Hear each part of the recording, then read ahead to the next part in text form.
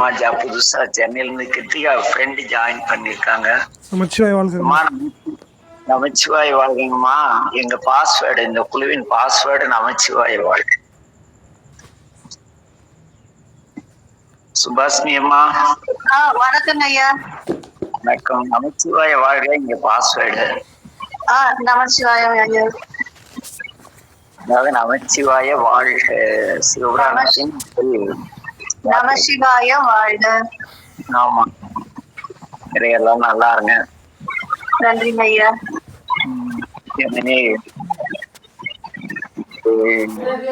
உலகத்தில் ஒவ்வொரு ஆன்மாவுக்கும் ஒவ்வொரு நிலை. அவ்வழியிலே நம்முடைய ராமலிங்க வள்ளலார் அவர்கள் வரலாற்றை சிந்தித்துக் கொண்டிருக்கிறது. இன்று ஒரு அற்புதமான ஒரு நிகழ்விலே அது என்னன்னா, கடற்காற்று அப்படியே வீட்டு இருக்கு. அங்கே இதமான மாலை நேரம். அங்கு உள்ளே தொண்டை மண்டலம் துளுவ வேளாளர் இயற்றமிழ் போதனாசாலை மண்டபம் என்று ஒரு பாடசாலை. அங்கே மேடை ஆசனங்களில் நம்முடைய ராமலிங்கமும் வாழ்க ஐயா. நமச்சிவாய வாழ்க. ராமலிங்கமும் அந்த தொண்டை மண்டல துளுவ வேளாளர் போதனாசாலை தலைவர் குன்னூர் ஐயாசாமி முதலியாரும் அமர்ந்திருக்கிறார்கள். எதிரே தரையில் விரிக்கப்பட்டிருந்த சமகாலத்தில் உபயகலாநிதி புலவர் பெரும்புலவர் தொழுவூர் வேலாயுத முதலியார் மற்றும் சென்னை பட்டினத்தைச் சேர்ந்த புலவர்கள் சிலரும் அமர்ந்திருக்கிறார்கள். அப்பொழுது ஐயாசாமி முதலியார் எழுந்து ராமலிங்கத்தை பணிவோடு வணங்கி, ராமலிங்க சுவாமிகளே, உங்களிடம் நான் ஒரு கேள்வி கேட்க வேண்டும் என்றார். உடனே நம்முடைய ராமலிங்கம், சொல்லுங்கள் ஐயாசாமி ஐயா என்றார்கள். அப்பொழுது ஐயாசாமி முதலியார் பேசுவார். சென்னை பட்டினத்தில் உள்ள புலவர்கள் சிலர் படிக்காசு புலவர் இயற்றிய தொண்டை மண்டல சதகத்தை தொண்டை மண்டல சதகம் என்றுதான் கூற வேண்டும் என்று வற்புறுத்தி ஒரு உரையாடல் செய்கிறார்கள் என்று ஒரு கேள்வி கேட்கிறார். அதாவது தொண்ட மண்டல சதகம்னு ஒரு அருமையான நூல், மிக சிறப்புடைய நூல். அதை எப்படி நாம் சொல் திரிவா சில வார்த்தைகளை பேசுகிறோமோ அதுபோல அங்கே சென்னை தமிழ், அது அந்த காலத்துல இருந்து அது தனி தமிழ். சென்னை தமிழை விட ஒரு அற்புதமான தமிழ் எதுவும் கிடையாது. யாரும் சென்னை பட்டணத்துல இருக்கிறது தவிர வேற யாரும் தெளிவா புரிஞ்சிக்கவே முடியாது. அப்படிப்பட்ட தமிழ் அந்த காலத்துல இருந்திருக்கு, இந்த காலத்துலயும் இருக்கு. நம்ம ஊர்ல மரியாதையான சில வார்த்தைகள் சென்னையில அடி வாங்கி வச்சோம். கடந்த முறை அடியேன் சென்னை சென்றபோது ஒரு பேருந்து நிலையர்னா ஒரு வயசான பெரியவர் நின்றுட்டு இருந்தார். ஐயா உட்காருங்கட்டேன், அவ்வளவுதான். அந்த ஆள் சரியான டென்ஷன் ஆயிட்டான். என்னங்க ஐயாங்கிற அப்படிங்கிறான். ஐயாவா? ஐயா தான் சொன்னோம், இவன் என்னமோ சொல்றான், என்ன சொல்றான்ட்டு. அப்புறம் அதுக்குள்ள கண்டக்டர் இது நீங்க எந்த ஊருன்னு கேட்டார். இது மாதிரி சேலம் அப்படின்னு. என்ன சொன்னீங்க இவர்கிட்ட அப்படின்னாரு. கடுப்பாதான் கேட்டார் அந்த கண்டக்டர். சரி, கொஞ்சம் தளர்ந்தவரா இருக்காரு, உட்காருங்க ஐயா அப்படின்னு. நீங்க ஐயான்ற ஒரு கால கொய்யான்னு விழுந்திருக்கோம். இந்த ஊர்ல கொய்யா அப்படின்னு ஒரு வார்த்தை இருக்கு, அது ரொம்ப மோசமான வார்த்தை. தமிழ் சென்னையில கொஞ்சம் சிதைவுபட்டு விளையாடும். இது அந்த காலத்துல வல்லவர் காலத்துல இருந்திருக்கு. தொண்ட மண்டல சதகம்ங்கிற நூலை தொண்டை மண்டல சதகம் என்றுதான் கூற வேண்டும்னு அப்ப இருந்த சில புலவர்கள் வலியுறுத்தி மக்கள் கிட்ட கொண்டு போறாங்க. அந்த கருத்து சரியா? இது பற்றி சுவாமிகளாகிய தாங்கள் அருள் கூர்ந்து சரியான விளக்கத்தை எங்களுக்கு தர வேண்டும் என்று கேட்டுக்கொள்கிறார். அதை கேட்டவுடனே வேலாயுத முதலியார் மகிழ்ச்சியை அடைந்து, ஆஹா, அற்புதம் ஐயாசாமி ஐயா, அருமையான கேள்வி. ஏனெனில் இந்த கேள்வி தேவையானதுதான் என்கிறார் வேலாயுத முதலியார். உடனே அங்கிருந்து சென்னை சேர்ந்த புலவர், அதனால்தான் தொண்டமண்டல குழு வேளாளர் இயற்றமிழ் போதனாசன் பொன்னூர் ஐயா சாமி முதலியார் நமச்சிவாய வாழ்க. உடனே வேலாயுதம் அமைதியாக எழுந்து ஐயாசாமி ஐயா மற்றும் இங்கே அந்த புலவருக்குரிய கூற்றில் வந்து இலக்கண அமைதியும் உலக வழக்கும் உள்ளது. இதில் எது சிறந்த இலக்கண அமைவுனா தொண்ட மண்டலங்கிறது இலக்கணமா, தொண்டை மண்டலங்கிறது சரியா தவறா, இதற்கான விளக்கத்தை வந்து சொல்லணும்னு கேக்குறாங்க. உடனே நம்முடைய வள்ளல் பெருமான் பேசுவார். படிக்காசு புலவர்னு ஒரு புலவர் இருந்தார் அந்த காலத்துல. அவர் இயற்றிய சதகத்திற்கு தொண்ட மண்டல சதகம் என்று பெயர் வைத்திருப்பார் என்பதே நிச்சயம். ஏனெனில் தமிழகம் முன்பு பல மண்டலங்களாக பிரிக்கப்பட்டிருந்தது. தமிழ் மூவேந்தர்கள் பெயரால் தென்பகுதி சேர மண்டலம், சோழ மண்டலம், பாண்டிய மண்டலம் என்று அழைக்கப்பட்டது. அதுபோல தொண்டமான் ஆண்ட இந்த பகுதி தொண்ட மண்டலம் என்று வழங்கப்பட்டது என்கிறார். ராமலிங்கம் இவ்வாறு பேசிக் கொண்டிருக்கும் பொழுதே நடுவில் ஒரு புலவர் குறுக்கிட்டு, நிலப்பகுதிக்கும் காரணத்தோடு தானே பெயர் வைத்திருக்கிறார் என்றார். அதற்கு வள்ளல் பெருமான் பேசுவார், நிலப்பகுதிக்கு மட்டுமல்ல, ஒவ்வொரு பொருளுக்குமே நம் முன்னோர்கள் பெரும்பாலும் காரணம் கருதியே பெயர் வைத்திருப்பார்கள். எல்லா பெயரும் பொருள் உரித்தனவே என்று தொல்காப்பிய சூத்திரத்தை நீங்கள் அறிவீர்கள் அல்லவா புலவரே என்கிறார். புலவர்கள் அமைதியாக ராமலிங்கத்தை பார்த்தார்கள். உடனே வேலாயுதம்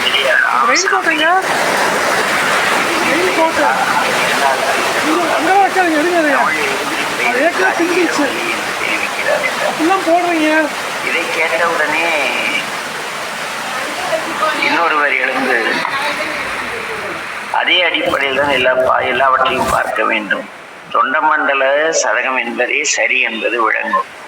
பல தொண்டை மண்டல சதகம் என்று சொல்லுவதால் பிழையானது ஒன்று சரியாகிவிடாது என்கிறார்கள். சரி, இதற்கான காரணத்தை கூறுங்கள் என்கிறார்.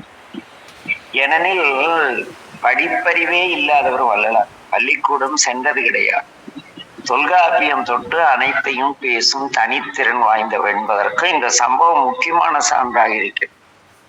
ஆகவே இதை இங்கே பதிவிட வேண்டியது முக்கியமாகிறது. ராமலிங்கம் சாமிகள் தொடர்கிறார். மூவகை மொழி, இருவகை சந்தி, முத்திர தொகை, ஒருதலை நோக்க முன்னிலை, இலக்கண செந்நிலை தொடரான தொண்டமண்டல சதகத்தை சொற்றிர தொடர்பின்மையால் தொண்டன் மண்டல சதகமாகும். இதனுள் தொண்டன் என்பது முதல் தொகை, சிறப்பு உயர்திணை காரண பெயராகும். மண்டலம் என்பது வடசொல் நோக்கு.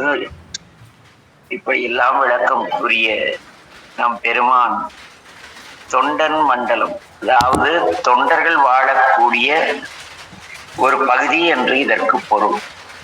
தொண்ட மண்டலம் சான்றோர் உடைத்து, சோழவள நாடு சோர் உரைத்து, சோர் உடைத்து என்ற வரும் வழியிலே தொண்ட மண்டலம் சான்றோர் உடைத்து என்பதும் அறிவில் சிறந்த சிவபக்தி நிறைந்த நிறைய பேர் வாழ்ந்த பகுதி இந்த தொண்ட மண்டலம். அதோடு தொண்டருக்கு தொண்டனான அந்த சிவநெறி நின்ற மெய்யியல் வாழ்க்கை வாழ்ந்தவர்களுக்கு தொண்டனாக இருந்த அனைவருக்கும் சகல நலன்களையும் செய்தவன் அந்த அரசன். அதனால் இது தொண்ட மண்டல சதகம் என்பதே, தொண்டன் மண்டல சதகம் என்பது சொல் தெரிவாக தொண்ட மண்டல சதகம் என்றாயிற்று என்று ராமலிங்கம் கூறுகிறார். உடனே அங்கிருந்த பெரும் புலவர்கள் எழுந்து நின்று சிறந்த விளக்கம் என்று பெருமானை பாராட்டுகிறார்கள். சுவாமிகள் எப்பொழுதும் பாராட்டுதலை பெரிதாக எடுத்துக்கொள்ள மாட்டார். ஆக மேலும் தொடர்ந்தார். இன்னொரு வகையாக பொறுத்து ஆத்தொண்டன் என்னும் அரசனால் ஆளப்பட்ட 20 காத எல்லை வட்டமய நாட்டில் வளப்பத்தை குறித்த 100 செயற்கூட்டத்தாலாகிய ஒரு வகை யாப்பு என்றும் சொல்லலாம். இதிலே நிறைய அற்புதமான தமிழ் சார்ந்த செய்திகள், அதாவது ஒரு நாட்டின் வளப்பத்தை குறித்த 100 செயல்களில் சொற்சுருக்கம், பொருளின் ஆழம், குறிக்கோள், தொகையின்பம், அளவு, இசைப்பாடு, பல்வகை வழக்கு, ஒருங்கியல் உடைமை முதலிய தோன்ற காரணம் பற்றிய பெயர் சொற்களை வழங்கக்கூடிய கலைவல்லோர் கண்ணிய நிலை என்று உணர வேண்டும். பல்வகையான தொழிலும் பல்வேறு வகையான செயல்களிலும் ஆற்றல் மிக்க வல்லோர்கள் வாழ்ந்த நாடு என்றும் இதற்கு ஒரு பொருள் உண்டு என்று கூறி முடிக்கிறார். ஏனெனில் இன்றும் பாருங்கள், தொண்டை மண்டலத்துல நிறைய அறிஞர்கள், இன்றும் நீங்க பல்கலைக்கழகமே காஞ்சிபுரத்துல தானே இருந்திருக்கு அந்த காலத்துல. அது பாடலிபுத்திரம், இப்படி நிறைய சம்பவங்கள் வரும். இதையெல்லாம் பேசிய ராமலிங்கம் இடையிலே பேசிக்கொண்டு ஒரு புலவரை எழுந்து, ஆகா, சுவாமிகளின் புலமைக்கு இந்த விளக்கத்தை விட வேறு என்ன சான்று வேண்டும் என்றார். அதை கேட்ட ராமலிங்கம் அவரை பார்த்து, புகழ்ச்சி வேண்டாம், ஒரு மனையந்தனை வீழ்த்தக்கூடிய மிக சிறந்த ஆயுதம் புகழ்ச்சி. உங்களை புகழ்பவர்களை விட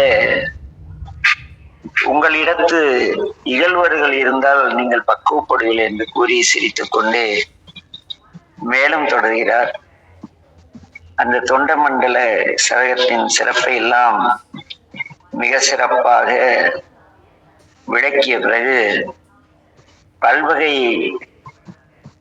செல்வகை பல்வகை வழக்கிய நிலைமையும் ஓர்ந்து உணராத போலிகள் இலக்கண நுட்பம் கூர்ந்து குவித்து உணரும் தன்மையோர் கிடையாது, அதனால் அவர்களுக்கு இதை பற்றி சிறப்பு கிடையாது என்றார். இப்படியே சென்றது. அடுத்து இதற்கு எப்படி தொண்டமண்டல சதகம் என்று பெயர் வந்தது என்றால், ஆத்தொண்ட சக்கரவர்த்தி தன் ஆட்சி காலத்தில் சில கோயில்களை கட்டியிருக்கிறார். அந்த ஆலயங்களில் அப்பேரரசர் தம் லட்சினை சிலைகளை பொறுத்திருக்கிறார். அதிலும் ஆத்தொண்ட என்றே இலக்கணம் அமைந்திருக்கிறது. திருமுல்லை வாயில், திருவாழிதையும் போன்ற சிவஸ்தலங்களுக்கு சென்று அங்குள்ள கல்வெட்டுக்களை பார்த்து தொண்ட மண்டலம், தொண்டனாண்ட மண்டலம் என்ற அந்த பெயரின் சிறப்பை நீங்கள் உணரலாம். அத்தகைய சிறப்பை நம்முடைய படிக்காசு புலவர் பாடியதால் அவர் தம்முடைய பதிகத்திற்கு வைத்த பெயர் தொண்டமண்டல சதகம். இதில் சற்றும் ஐயமில்லை என்கிறார்கள். இப்படி அவர்கள் பேசிக் கொண்டிருந்த பொழுது வேலாயுத முதலியார் எழுந்து, சுவாமிகள் கல்வெட்டு ஆய்வோடு தொண்டமண்டலம் என்று வழங்குவதே சரி என்று கூறியது மிக சிறப்பு என்கிறார். இப்படியே காலம் பேசி பல்வேறு செய்திகளை விவாதித்துக் கொண்டு செல்கிறார்கள் அன்பர்கள். அந்த நேரத்திலே அனைவரும் அந்த நிகழ்வு முடிந்த பிறகு புராண திருமலைநாதர் இயற்றிய சிதம்பர புராணத்தை மதுரை ஆதீனம் சிதம்பர சுவாமிகள் படிப்பித்திருக்கிறார் என்கிறார். அப்பொழுது நம்முடைய வேலாயுத முதலியார், கைலாஸ், நம்ம நேற்று பார்த்தோம் இல்லையா, ஒரு அந்த சான்று ஒண்ணு, சாற்று கவி வள்ளலார் கொடுத்தது பாடலாங்கய்யா. நான் ஒண்ணு அனுப்பிச்சிருந்தேன்ல உங்களுக்கு. ஆமாங்கய்யா. வள்ளலார் வழங்கிய சாற்று கவி. ஆமாங்கய்யா. அந்த சம்பவம் இங்க வருது. சரிங்கய்யா, சரிங்க. சரி. இப்படி பேசிக்கொண்டிருந்த பொழுது சோம செட்டியார் எழுந்து, ஒளிவில் ஒடுக்கத்தை பதிப்பித்த நம் சுவாமிகள் இப்போது தொண்டமண்டல சதகத்தையும் அருமையாக அச்சிடப் போகிறார் என்று கூறுகிறார்கள். இறையருள் அதுவாயும் நடக்கட்டும் என்று கூறிய நம்முடைய வள்ளல் பெருமான், இந்த நூலுக்கான படி இதோ இருக்கிறது, இதை நீங்கள் பாருங்கள் என்கிறார்கள். பார்த்தார்கள். அப்பொழுது வீராசாமி முதலியார் சாமிகளின் இந்த பதிப்பிற்கு காஞ்சிபுரம் மகாவித்வான் சபாபதி முதலியார், புரசை அட்டாவதானம் சபாபதி முதலியார், புதுவை சுப்பராய முதலியார், விருதாச்சலம் தியாகராஜ கவிராஜ் ஆகிய நால்வரும் சாற்று கவி அளித்துள்ளார்கள். அதாவது அந்த கட்டுரையில அந்த பாடல் அந்த நூலின் சிறப்பு பற்றி ஒரு கவிதை கொடுத்திருப்பாங்க. அவையும் பதிப்பில் சேர்க்கப்பட்டு சிறப்பாக இருக்கிறது என்று கூறிக்கொண்டிருந்த பொழுது, அந்த சாற்றுக்கவி என்று சொன்ன உடனே நம்முடைய வேலாயுத முதலியார் சற்று வேகமாக சாற்றுக்கவி என்று சொன்ன உடனே எனக்கு சாமிகள் சமீபத்தில் அருளிய சாற்றுக்கவி நினைவுக்கு வந்து விட்டது என்றார். இதை கேட்ட மற்ற அன்பர்களும் ஆர்வத்தோடு, அடரே அது என்ன சொல்லுங்கள், எங்களுக்கெல்லாம் தெரியாதே என்றார். அப்பொழுது ரத்தின முதலியார் புராண திருமலைநாதர் இயற்றிய சிதம்பர புராணத்தை மதுரை ஆதீனம் சிதம்பர சுவாமிகள் பதிப்பித்திருக்கிறார். அதற்கு நம்முடைய வள்ளல் பெருமான் ராமலிங்க அடிகள் சாற்றுக்கவி வழங்கி இருக்கிறார் என்கிறார். அதை கேட்டதும் அவர்களுக்கெல்லாம் ஒரே மகிழ்ச்சி. ஓ, நம்ம ஆசான் வெளியிட்டும் நூலுக்கு மாணாக்கு சாற்றுக்கவி வழங்கியது எவ்வளவு சிறப்பு, அதுவும் ஆசானை கேட்டு பெற்றாராமே என்று மகிழ்கிறார்கள்.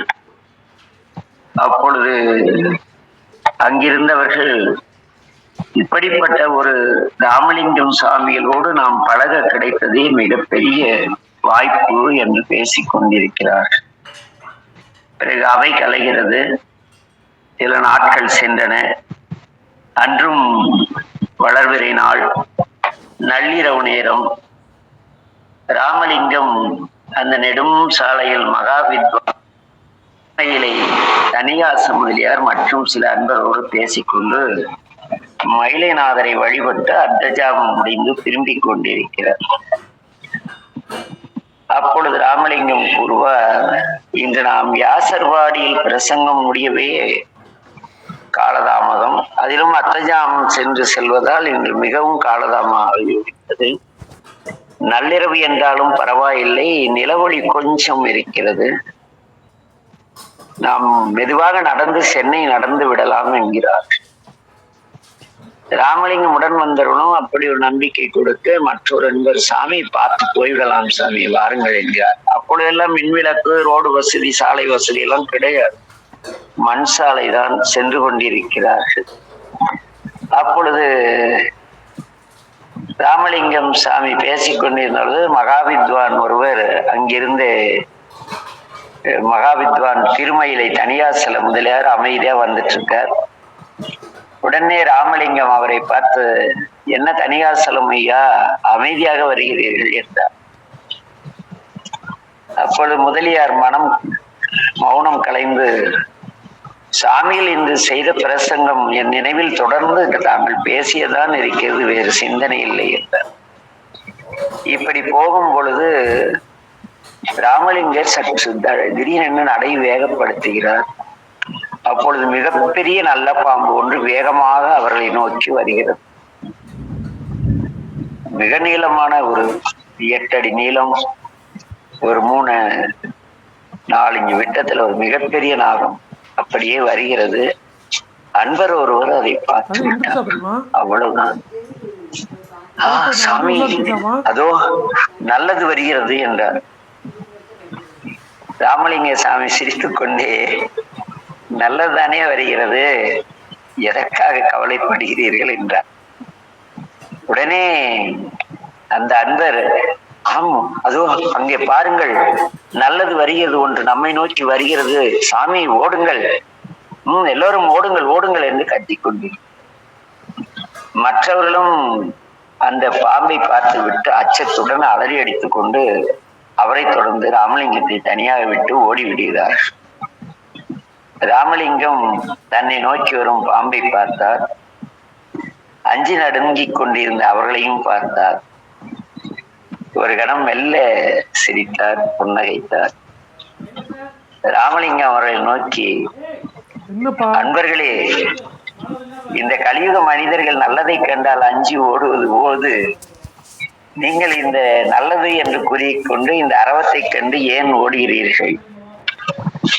அது நல்லது, நல்ல அறவம், நம்மை ஒன்றும் செய்யாது. நான் சொல்வதை நம்புங்கள், நில்லுங்கள், ஓட வேண்டாம் என்கிறார். ராமலிங்கம் சொன்னதை கேட்டு ஈடுபட்டவர்கள் கூட எல்லோரும் சற்று நின்றார்கள், அப்படியே பார்த்தார்கள். இருந்தாலும் கூட சற்று தாமதித்து அவர் மீது நம்பிக்கை வைத்து அச்சம் குறைந்தால் மெதுவா பக்கத்துல போனாங்க. அதற்குள் நாகப்பாம்பு, நல்ல பாம்பு ராமலிங்க நோக்கி வந்தது. அவருடைய கால்களை சுற்றி கொண்டது. வந்த தனியாசல முதலியார் அதை பார்த்து அலறி, சாமி, தங்கள் கால்களை பாம்பு பற்றி கொண்டது என்றார். தன் கால்களை பாம்பு சுற்றி கொண்டதில் ராமலிங்கத்திற்கு எந்த ஒரு பயமும் இல்லை. மெல்ல புன்னகைத்தார். தனியாசல முதலியாரே, அஞ்ச வேண்டாம். அம்பலத்தரசு அரும் பிள்ளை நான் என்று திருமுறை பாடினால் போதாது. என்ன அம்மையே அப்பா பாடுகிறீர்கள், அப்பனி அம்மை நீ பாடுகிறீர்கள், அம்பலத்தரசனின் மகன் நான் என்று ஊரெல்லாம் பறைசாற்றிக் கொள்கிறீர்கள். இந்த அறவம் நம்பெருமானின் காலிலே சுற்றி கொண்டிருக்கிற ஒரு அப்படி இருக்க அடியேனுக்கு ஆபரணம் போல இந்த அறவம் என்னுடைய பாதத்தில் பற்றியுள்ளதாக நான் உணர்கிறேன். ஆபரணம் தீங்கு செய்யுமா என்றார் முதலியாரிடம். அதற்குள் ராமலிங்க பெருமானுடைய காலை சுற்றி இந்த பாம்பு நன்றாக தலை தூக்கி படம் எடுக்கிறது. அதை பார்த்த அன்பர், சாமி, தங்கள் கால்களை சுற்றி கொண்ட பாம்பு படம் எடுத்து நிற்கிறது, எங்களுக்கு பயமாக இருக்கிறது, ஐயோ போட்டுவிட போகிறது சாமி என்று கத்தினார். ராமலிங்கம் சிரித்துக் கொண்டே புன்னகை மாறாமல், அன்பரே, நான் சொல்லுவது சத்தியம், அறவம் நம்மை ஒன்றும் செய்யாது என்றவர் பாம்பை பார்த்து சிரித்துக் கொண்டே, நடராஜ பெருமானின் நல்ல ஆபரணமே, நாகராஜனே, உன் கட்டிலிருந்து என்னை விடுவி, என் தலை நீக்கி உன் தடம் பார்த்து சென்று விடு என்ற அன்போடு கூறி அதனுடைய தலையை தொடுகிறார். அவ்வளவுதான். அந்த நாகம் சரசரவென்று அவரை காலை விடுத்தது. அப்படியே படம் எடுத்து நிற்கிறது. அது பெரிய ராஜநாகம். அவரது கட்டளைக்கு பணிந்து அவருடைய காலை விட்டு விடுவித்து இறங்கி தரையில் இறங்கி ஊர்ந்து ராமலிங்கத்தை ஒரு பார்வை பார்த்து விட்டு சென்று விட்டது.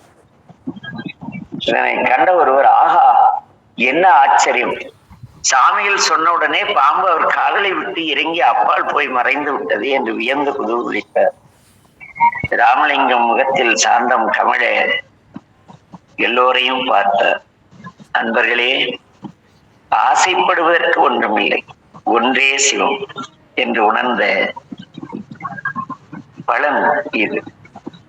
எல்லாவற்றிலும் சிவம் இருக்கிறது என்று உண்மையாக உணர்ந்து கொண்டார்.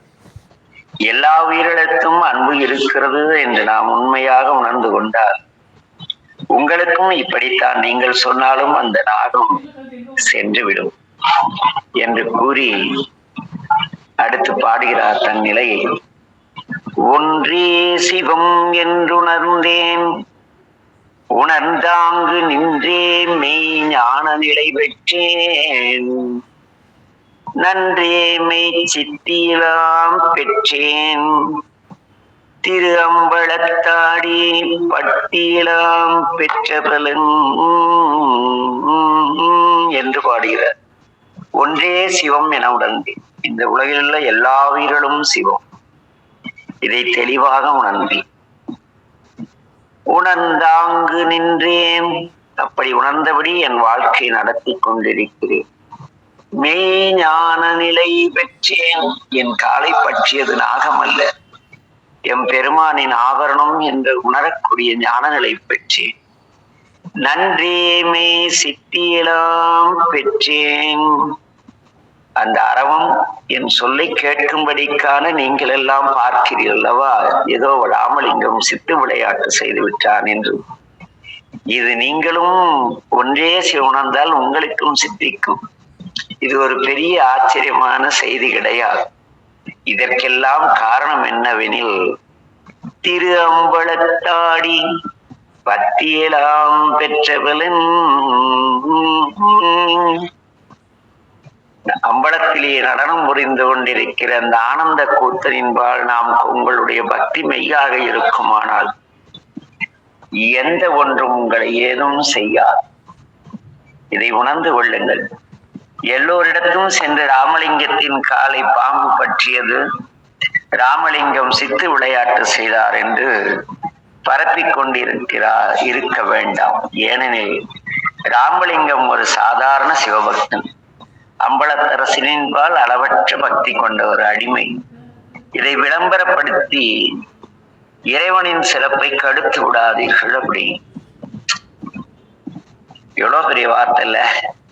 இது மட்டும் சொக்கருக்கு நிகழ்ந்திருந்தா கைலாசு யூடியூப்ல போட்டு உலகெல்லாம் வறட்சி பெரியாளா இருக்கலாம்ல. ஒன்னும் காணல ஞானாசிரியர் அருட்குருநாரு போட்டுக்கிட்டு சித்தராயிட்டாங்க. திருவாசக சித்தர், திருமுறை சித்தராம் பைத்தியக்காரனுங்க. நடந்தது எவ்வளவு பெரிய அற்புதம். வள்ளல் பெருமானா அப்படியே சாதாரணமா இதெல்லாம் டவுடம் அடிக்காதீங்கப்பா, விடுங்கப்பா அப்படின்ட்டு விட்டாரல்ல. அப்படி அதற்கு பிறகு சில நாட்கள் கழிந்து ஒரு நாள் காலை நேரம் நம்முடைய ராமலிங்கம் வழக்கம் போல் கோயில் மண்டபத்தில் அமர்ந்து சில அன்பர்களோடு உரையாடி கொண்டிருந்தார். நேற்று ஒரு அன்பரிடம் பேசிக் கொண்டிருந்தேன்.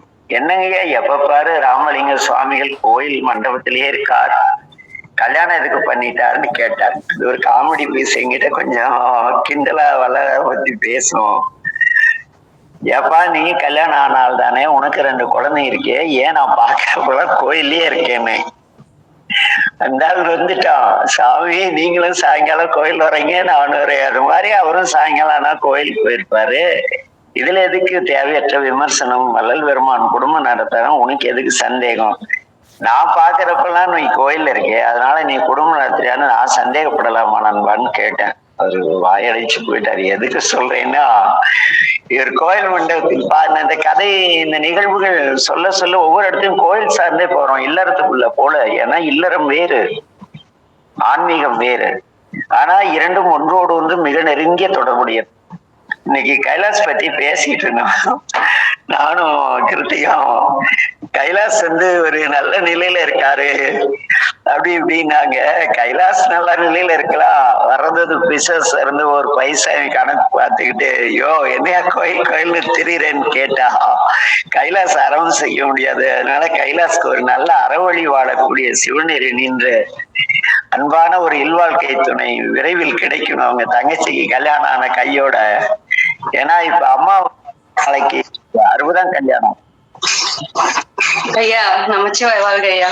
இருக்கையில இருக்கிறியா கொஞ்சம்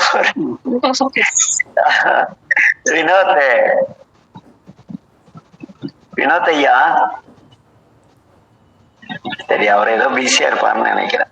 நம்ம இங்க மண்டபத்துக்கு போவோம், கோயில் மண்டபம். ஐயா இல்ல பிஸி எல்லாம் இல்லைங்க ஐயா, அது மியூட் எடுக்கிறதுக்கு டைம் ஆயிடுச்சுங்க ஐயா. சொல்லுங்க ஐயா.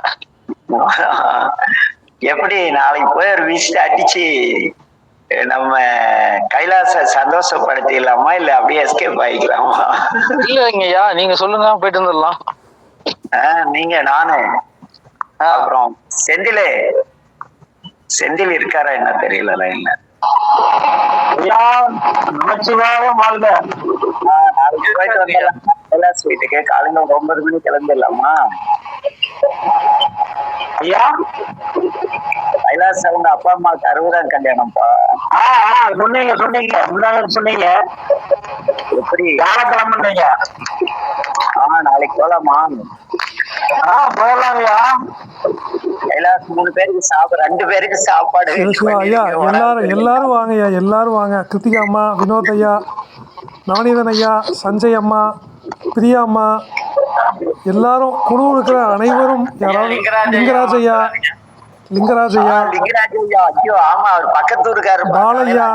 பாலையா, சுபாஷினி அம்மா, தேன்மொழி அம்மா, சசி ஐயா, நவநீதன் ஐயா, எல்லாரும் வாங்க. இவ்வளவு பேர் இருக்காங்களா இந்த வீட்டுல? ஆமாங்கய்யா, 16 பேர் இருக்காங்கய்யா, எல்லாரும் வாங்க. நாளைக்கு அப்பா 16 அம்மாவுக்கு பேரும் போயும் 16 பேரா ஆளுக்கு ஒரு வாழ்த்து சொன்னா 16 நலன்களை அவங்க தாய் தகப்பனுக்கு ஏற்கனவே இருக்கோட சிறப்பா கிடைக்கும். சிவ சிவா. அனைவரும் வருக. இன்னொரு ஒற்றுமையா வந்திருக்கு 16. கண்ணு, நான் சொன்னாங்கல்ல ஐயா உங்ககிட்ட காலையில. என்னன்னாலும் கிருத்திகா என் ஃபேவரட் சிச்சி இல்ல. அம்மா கிருத்திகாம்மா வாங்கம்மா, நீங்களும் வாங்கம்மா. வரேங்க ஐயா. அமைச்சர் வாங்க.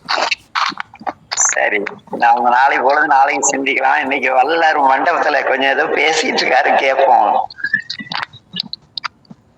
அப்புறம் கோயில் மண்டபத்துல சில அன்பர்களோடு உட்கார்ந்து வள்ளலார் பேசிட்டு இருக்காருன்னு பார்த்தோம். என்ன பேசுறாருன்னு கவனிப்போமா? அங்க வந்து ஒரு அன்பர் ராமலிங்க சுவாமிகளை வணங்கி, சாமி வணக்கம் அப்படின்னாரு. முகமலர்ந்த ராமலிங்கம், வாங்க வாங்க வித்வான் கண்ணாடி சுப்பராய முதலியாரே. அந்த காலத்துலாம் எங்க தாத்தா காலம் வரைக்கும் ஜாதியை சொல்லிதான் கூப்பிடுவாங்க. அது ஒண்ணும் இழுக்கான செயல் கிடையாது. இந்த வெளியே சொல்ல முடியாத அற ஒழுக்கம் இல்லாத சாதியினர் வந்து நம்முடைய நாட்டின் அரசனாகும் பொழுது சாதிய வார்த்தைகள் வந்து அவங்களுக்கு வந்து கேவலம், அவங்க ஜாதியை சொல்ல முடியாதனால அதை காலி பண்ணிட்டாங்க. இன்னைக்கும் கூட எங்க கொங்கு மண்டலத்துல வாங்க கவுண்டரே, வாங்க செட்டியாரே, முதலியார் எல்லாம் புழங்கிட்டு தான் இருக்கு இல்லையா கைலாஸ்? ஆமாங்க, ஆமா ஆமா. அது மாதிரி அந்த காலத்துல இப்படித்தான் இருந்திருக்கும் போல இருக்கு. வள்ளல் பெருமான் அப்படியே பார்த்தாரு, முகமலர்ந்தார். வாங்க வாங்க கண்ணாடி சுப்பராய முதலியாரே, வணக்கம், உட்காருங்க அப்படின்னார். உட்கார்ந்ததும் அவர்கிட்ட கேட்கிறாரு, இப்பொழுது தங்கள் வாத நோய் எப்படி இருக்கிறது என்றார். அவருக்கு வாத நோய் இருந்திருக்கு, அது ராமலிங்க வள்ளலாருக்கு சொல்லியிருக்கார். இதை கேட்டதும் அந்த சுப்பராய முதலியார் மகிழ்ச்சியுடன், சுவாமி, நான் முன்பு தங்களை காண வந்த பொழுது இந்த நோய் தீர தங்களிடம் வேண்டி பிரார்த்தித்துக் கொண்டேன். அப்போது தாங்கள் எனக்கு திருநீர் அளித்து இதை தினமும் அந்த கை கால்களில் தடவி வாருங்கள். உங்கள் பல்லாண்டுகளாக நீங்கள் பாதிப்பில் உள்ள இந்த வாத நோய் தீரும் என்றீர்கள். இப்பொழுது என் வாத நோய் முற்றிலும் தீர்ந்து விட்டது சுவாமி என்றார். உடனே ராமலிங்கம் சிரித்தபடி, ஓ அப்படியா, ஞானசம்பந்தருடைய திருமுறை எவ்வளவு மெய்யானது. மந்திரமாவதும் அமருந்தாவதும் திருநீறு என்று பேசிய என் குருநாதன் ஞானசம்பந்தனுடைய பேரொரு கருணை அப்படி என்றார். உடனே அந்த சுப்பராயம், அவரும் பெரும் புலவர், அவர் வந்து உடனே ராமலிங்கத்திடம், சுவாமி, தாங்கள் எனக்கு அருளிய உடல்நல குணத்திற்காக என் நோயை தாங்கள் திருநீர் கொடுத்து நீக்கியதற்கு நன்றி காணிக்கையாக ஒரு வெண்பாய் ஏற்றி வந்திருக்கிறேன். அதை தங்கள் முன் பாட எனக்கு அருள் பாலிக்க வேண்டும் என்று உங்களிடம் மிக வேண்டிக் கொள்கிறேன் என்றார். உடனே ராமலிங்கம் சற்று கோபமாக, இந்த காணிக்கை வெண்பா காணிக்கை அவசியமா முதலியாரே? ராமலிங்கம் எதை செய்தான்? செய்தது அந்த அம்பலத்தரசனும் ஞானசம்பந்தனின் தமிழும் சிவருமானின் திருநீரும். இதில் ராமலிங்கத்திற்கு எங்கே அவசியம் வந்தது என்று கடுமையான கோபத்தோடு மெல்ல ஒரு தாய் பிள்ளையை கடிந்து கொள்வது போல கடிந்து கொள்கிறார். ராமலிங்கம் அப்படி கேட்டதும் சற்றே மனம் நொடிந்த சுப்பராய முதலியார் கிஞ்சர பொருள்ல அவரை பார்த்து, சாமி, அருள் கூர்ந்து இப்படி சொல்லக்கூடாது. ஏனெனில் தீரா நோய் பல ஆண்டுகளாக பக்கவாதத்தில் படுத்து கிடந்த நான் இன்று நடந்து வந்து உங்களை வழிபட்டு உங்களை காண்கிறேன். இறைவனை தினந்தோறும் தரிசிக்கிறேன். ஒற்றியூர் ஐயனை, என்ன என் மனது உங்களுக்கு என்னுடைய வாழ்வியல் சார்ந்து உங்களுக்கு பெரும் பொருளோடு எது கொடுத்தாலும் தாங்கள் என்னை விட்டு விலகி விடுவீர்கள் என்பதை நான் அறிவேன். ஏனெனில் நீங்கள் உண்மை சிவத்தொண்டர், திருமுறையாளர். நீங்கள் பிறந்த எங்கள் நலனையன்றி வேறு எங்கள் பொருளையோ வேறு எதையுமோ எங்களிடம் நாடாத. ஆகவே ஐயா, இந்த பாடலை பாடுவதற்கு எனக்கு தாங்கள் அனுமதித்தால் இதை உங்களிடம் எப்படியாவது பாட வேண்டும் என்று ஆர்வத்தோடு ஓடோடி வந்து அவதிப்படும் எனது மனம் சந்தோஷம். பாடட்டுமா என்றார். ராமலிங்கம் அப்படியே அவரை கூர்ந்து நோக்கினார். மனம் நெகிழ்ந்தார். முதலியார் இறைவனை சிறப்பித்து பாடியிருந்தால் நான் மிக மகிழ்ந்திருப்பேன். இருந்தாலும் ராமலிங்கம் என்பது இந்த உடலுக்கான பெயர் அல்ல. அங்கே ராமேஸ்வரத்திலே எழுந்தருளியிருக்கிற பெருமானுடைய பெயர். ஆக இந்த பெயருக்காக நீங்கள் பெயர் வைத்து பாடியிருந்தால் அது அவருக்குரியதாகட்டும். அதை இறையருள் சித்தமனை ஏற்றுக்கொள்கிறேன். என் மீது புனைந்த வெண்பாவை பாடுங்கள். என் மீது என்றால் இந்த ராமலிங்கம் என்ற உடல் சார்ந்தல்ல. உயிர் போன பிறகு இதற்கு ராமலிங்கம் என்ற பெயர் கிடையாது, பிணம் என்று பெயரிட்டு விடுவார்கள். ஆக எனக்குள் இமைப்பொழுதும் நீங்காத நிற்கின்ற அந்த என்ன பெற்றோர் வைத்த அந்த ராமலிங்கம் ராமராகிய கோவிந்தராஜனையும் லிங்கமாகிய நடராஜாவையும் பாடக்கூடியதாக அமையட்டும், பாடுங்கள் என்றார். உடனே ஆனந்த கண்ணீர் பெருக முதலியார் பாடுகிறார். அகத்தியனோ வான்மிகியோ ஆதிசேடன்றானோ மகத்துவமாம் சம்பந்தமாலோ சகத்திலகும் சச்சிதானத்தின் தன்னொழியோ என்னென்றேன் மெச்சுமதி ராமலிங்கவே. இவரை அகத்தியன் என்பேனோ, ஏன்னா இவங்களாம் மருத்துவ சாஸ்திரத்தில் தேர்ந்தவர்கள். வான்மீகி என்பேனோ. ஒருவேளை இவர் ஆதிசேடனோ, எல்லோரும் மெச்சக்கூடிய ஞான சம்பந்தனோ, காக்கும் தொழிலுடைய மாளோ, அல்லது இந்த சகத்தில் இலகுவாக எல்லோரும் அடையக்கூடிய சச்சிதானந்த பரம்பொருளாகிய இறைவனின் ஒளியோ என்னென்று சொல்வேன். எல்லோரும் மெச்சக்கூடிய அறிவு நிறைந்த ராமலிங்கத்தின் சிறப்பை என்று பாடுகிறார். வள்ளல் பெருமான் பாடலில் உள்ளார்ந்து கேட்ட வள்ளல் முதலியாரை பார்த்து, முதலியாரே, என் செயலாவது யாரும் எல்லாம் சிவன் செயல் என்பது நாம் அனைவரும் தெளிந்த ஒன்று. ஆக தங்கள் நோயை தீர்த்தது அந்த பர்வதவர்தினியுடன் ஒரு ராமலிங்கத்து ஈஸ்வரன். ஆக இது இறையருள். அவரை நினைவு கூர்ந்து மகிழுங்கள் என்று கூறுகிறார்.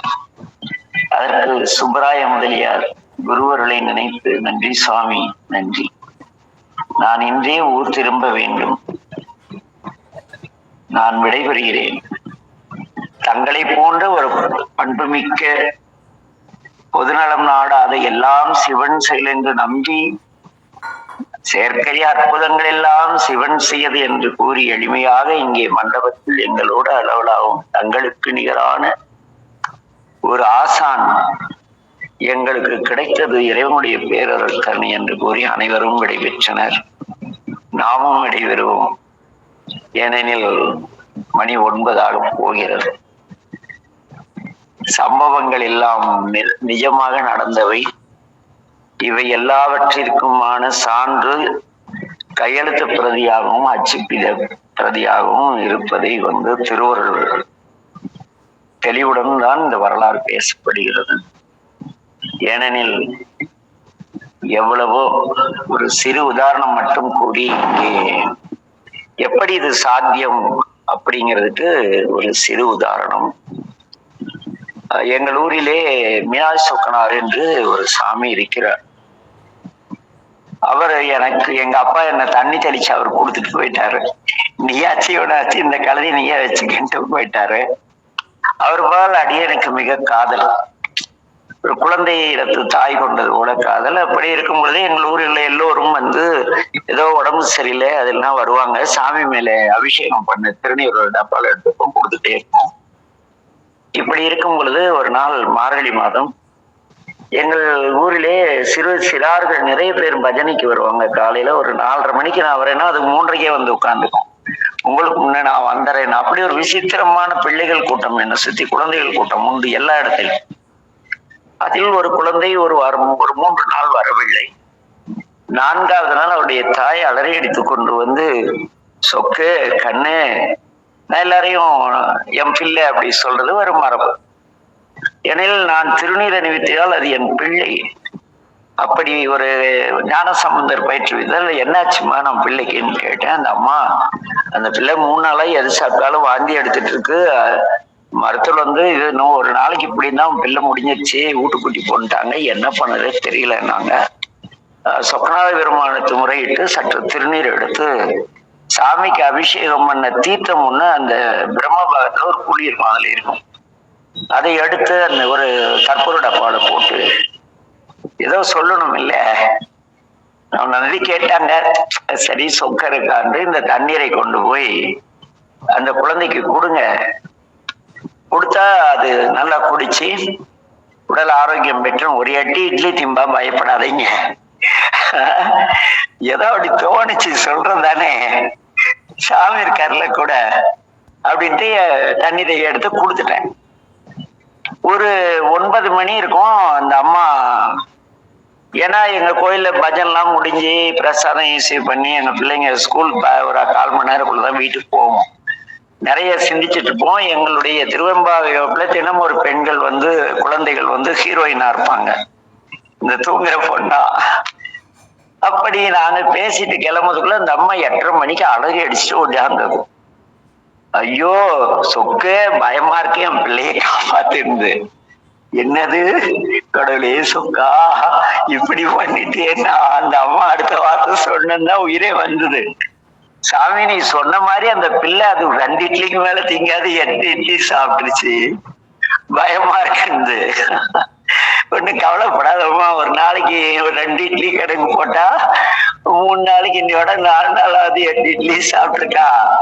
டாக்டர் டிஸ்சார்ஜ் பண்ணிடுவாரு, பிள்ளைய கூட்டியாண்டு. அப்புறம் அந்த பிள்ளை வந்து ஏதோ மிக உயர்ந்த பதவியில இன்னைக்கு அவ இருக்கா, நல்லா படிச்சு உயர்ந்த நிலையில இருக்கா. நமச்சிவாய வாங்க, வாழ்க செண்டம். நல்லா சாந்தியமா, நல்லா இருக்கீங்களா? நல்லா இருக்குங்க ஐயா. நவராத்திரி சுண்டெல்லாம் வாங்கி சாப்பிட்டு முடிச்சிட்டீங்களா? இல்லைங்க ஐயா, அதுக்கெல்லாம் டைம் இல்ல, போனீங்க ஐயா. ஒருவேளை சுண்டல் வாங்க போயிட்டு வகுப்பு வரலன்னு நினைச்சேன். இல்லைங்க ஐயா. அதனால என்னன்னா, நம்பிக்கையோடு நீங்கள் செய்தாலும் நடக்கும். இதற்கு வள்ளல் பெருமானுடைய அந்த வார்த்தை தான் சான்று. என்ன என்ன வார்த்தை? அந்த பாடல் ஒண்ணு வள்ளல் பெருமான் சொன்னார் அல்லவா, என்ன நிலை சொல்றார்? ஒன்றே சிவம் என்று உணர வேண்டும். உணர்ந்த பிறகு எனக்குள் இருந்து சிவம் எல்லாவற்றையும் செய்கிறது என்ற ஞான நிலைக்கு வர வேண்டும். வந்த பிறகு நீங்களும் சிறுநீர் கொடுத்தா நோய் நல்லாவும், வாதனையும் எல்லாம் எண்ணிய அங்கே இதுவர் எண்ணிய திண்ணீராக. நீங்கள் முதலில் நீங்கள் திண்ணிய நிலை அடைந்தால் எல்லோரும் நலம் பெறுவார் என்று கூறி, ஏன்னா சில இன்சிடென்ட்ஸ், சொக்க தண்ணி கொடுத்து திருநீரை போட்டு தண்ணி கொடுத்தேன் நல்லாவுக்குள்ள வள்ளல் வாத நோய் நீக்க முடியாதா என்ன கைலாசு? ட்ரை பண்ணி பாருங்க. யாருக்காவது அப்படி இருந்தா நீங்களும் வள்ளலார் மனநிலையில ஒரு இமேஜ்ல இருந்து திருநீர் கொடுத்து பாருங்க. எனக்கோ ஒரு நாளைக்கு என் டைரி யார் கையிலாவது கிடைச்சு படிச்சா, ஒரு 1998 நடந்த ஒரு இன்சிடென்ட் இருக்கும். இதே வாத நோய் கேஸ். இதை விட இன்னொரு கேஸ், ரத்த புற்றுநோய், ஒரு வாரத்துல செத்து போயிடுவான்னாங்க. மங்கலத்துல அன்னைக்கு நாம அதை சொல்லிட்டு இருந்தோம்மா கைலாஸ் பேசும் பொழுது. ஆமாங்க, ஆமா சொன்னீங்க. ரத்த புற்றுநோய் கேஸ்.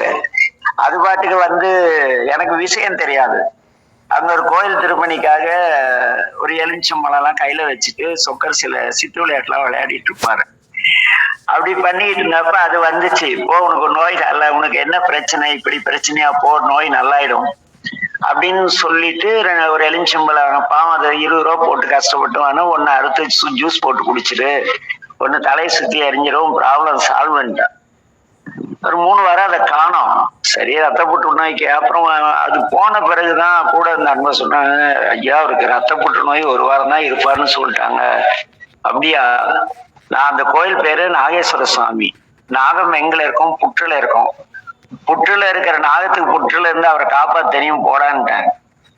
கடைசியில பார்த்தா ஒரு 3 வாரம் கழிச்சு ஐயா அந்த நண்பர் முகப்பொடியோடு வராரு, மகிழ்ச்சியா ஐயா எனக்கு புற்றுநோய் முழுக்க நீங்கிடுச்சுங்க, மருத்துவரே வியந்து போயிட்டாங்க, என்னமோ நடந்துருச்சு, என்ன பண்ணுன்னு கேட்டாங்க. நான் எலுமிச்சம்பழம் ஜூஸ் குடிச்சேன்னு. மருத்துவர் என்ன வெண்டலாட்டம் பார்த்தாரு அப்படின்னாரு. அடடே அப்படியா, சரி சரி, ரைட் ரைட். நாகேஸ்வரர் பாம்பு புத்துல இருந்து புத்துக்குள்ள இருக்கிற ஜீவனுக்கு என்ன இருக்கும்? இன்னொரு பாம்பு குட்டி தான் இருக்கும். நீ சிவபக்தன், சாமி பெரிய பாம்பு, நீ சின்ன பாம்பு, காப்பாத்தி விட்டாரு போயா அப்படின்ட்டு. அவர் பெரிய கிரஷர் ஓனர் அந்த ஏரியால, கோழி பண்ணக்காரர். இன்னைக்கும் கோழி விற்பனை பண்ணிட்டு இருக்காரு, கோழி வெட்டிக்கிட்டு தான் இருக்காரு. அது ரகசியம். இருந்தாலும் கூட அந்த அவர் கேட்டாரு என்கிட்ட, ஐயா நான் என்ன பண்ணணும்னா, நீ எனக்கு ஒண்ணும் பண்ண வேண்டாம், இந்த கோயில் திருப்பணி நடக்கிறப்ப எவ்வளவு ஜல்லி தேவைப்படுதோ கொடுன்னு. கிட்டத்தட்ட ஒரு 20 லோடு 10 டிப்பர் நிறைய ஜல்லி இலவசமா கொடுத்தாரு இந்த ஆலய திருப்பணி. இதெல்லாம் வாழ்வியல் சார்ந்து. எல்லாம் எஸ்நாட்டாமங்கலத்துல இருக்காங்க, முத்தனாம்பாளையம் அப்படிங்கிற ஒரு ஊர்ல இந்த நண்பர் இருக்காரு. என்ன இருக்காரு, நல்லா இருக்காரு. எனக்கு ஏதாவது அவசரம் ஆகுதுன்னா அவர் தான் பைனான்ஸ் பண்ணி உதவுறாரு, கடனா வட்டிக்கு தான், சும்மாலாம் இல்ல. அதனால என்னன்னா சொக்கரே அந்த கான்பிடென்டா இருக்குள்ள நடக்குள்ள, நீங்க நினைச்சா நடக்காத என்ன. இந்த குழுவில் இருக்கிறெல்லாம் கொஞ்சம் ட்ரையல் பாருங்கம்மா. யாருக்காவது உடம்பு சரினா திருநீர் வந்துச்சு கொடுங்க, யாருக்காவது ஏதோ பண்ணுங்க. அப்பதானே நம்மளும் அந்த நிலை நமக்கு இருக்கா இல்லையான்னு தெரிய முடியும். அவராட்டம் வர முடியாது, இவராட்டம் வர முடியாது. பாலையா அவங்களுடைய கோயில கேட்டா தெரியும், சொக்கருக்கு அங்க எலுமிச்சம்பழ சாமின்னு பேரு.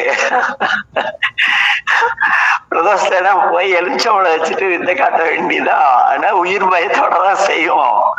அதனால என்ன செய்றீங்க, நேரம் 8 மணி 9 மணி 10 ஆக போகுது. எதுக்காக இந்த சம்பவத்தை சொல்றேன்னா, ராமலிங்க சாமி செஞ்சாருன்னு நடந்தது, அவருக்கு நடக்கும் நமக்கு நடக்குமா அப்படின்னு கேள்வியோட இருக்கிறவங்களுக்கு இது ஒரு சொக்கர் ஒரு சாதாரண ஒரு தொழிற்சாலை வச்சுட்டு அப்படி ஒரு சாதாரண ஆள் ஏதோ ஜாலியா குழந்தைகிட்ட கதடிச்சிட்டு இருக்கிறாரு, உங்ககிட்ட ஏதோ பேசிட்டு இருக்காரு. இந்த இதுல என்னை விட பக்குவப்பட்டவங்க லிங்கராஜையெல்லாம் நிறைய திருமுறை முற்றுவதில் அது மாதிரி நிறைய செஞ்சவங்க. தினந்தோறும் நித்திய வழிபாடு செய்யக்கூடிய நம்ம அன்பர்கள் நிறைய பேர் இருக்காங்க. நவநீதனால வேற லெவல்ல அவங்க எல்லாம் யோக மார்க்கத்துல எதெல்லாம் இருக்குங்க. பாலண்ணா இவங்க எல்லாம் அப்படி கண்ணு போய் மேல சொருகிட்டு கடவுளை பாக்குறவங்க. அவங்களால முடியாத என்ன. சுபாஷினி அம்மா கூட ட்ரை பண்ணி பார்க்கலாம். யாராவது சூழல் யாருக்கோ உடம்பு சரியில்லை, அக்கம் பக்கத்துன்னு சொன்னா ஒண்ணும் வேண்டாம், அமைதியா சத்தம் விடாது நமச்சிவாய் வாழ்க்கணும் ஒரு 18 தடவை ஒரு பேப்பர்ல திருநீரை வச்சு அப்படி மந்திரிச்சு, அப்படி மந்திரித்தல் அப்படின்னு அதுக்கு பேரு. அப்படிதான் பாமரர்கள் சொல்றாங்க. சரிங்க ஐயா, செய்வேன். கொடுத்து பாருங்க, நல்லாயிடும். சரிங்க. அதனால என்னன்னா நம்பி நோக்கப்படுவதில்லை. வள்ளல் பெருமான் வரலாறு கேட்ட போனதாது. அந்த வள்ளலாரின் ஒரு சிறு துளியாகவாது, ஒரு சிறு செயலாவது நாம் செஞ்சால் தானே சாமி சந்தோஷம் வரல. நம்ம ஏதாவது செஞ்சுட்டு யாராவது கேட்டா அது சிவன் செயல்பா அப்படி ஒரு கெத்து காட்டினா சாமியுடைய அழகா நம்மளை பார்த்து நம்ம கிட்டேடான்னு சிரிப்பாரு இல்ல. முயற்சிப்போமா? எல்லோருக்கும் எல்லா நலன்களும் உண்டாகட்டும். எல்லோருடைய மனக்குறைகளும் நீங்கி எல்லோர் வாழ்விலும் எல்லாம் என் தந்தை மேட்டூர் மீனாட்சி சொப்பனாத பெருமான் உடனிருந்து சகல நலன்களும் தர வேண்டி மீண்டும் அடுத்த வகுப்பில் சென்று, ஏன்னா நாளை வகுப்புன்னு சொன்னா நாளை நான் சொல்ற இன்னைக்கெல்லாம் சாமி என்னை ஊரை விட்டு முடிக்கி விட்டுறாரு, வகுப்புக்கே வராத பண்ணிடுறாரு. அதனால எச்சரிக்கையா இந்த வார்த்தையை நீ உபயோகிக்கலாம் என்று இருக்கிறேன். அடுத்த வகுப்பில் திருவருள் கூட்ட சந்திப்போம்.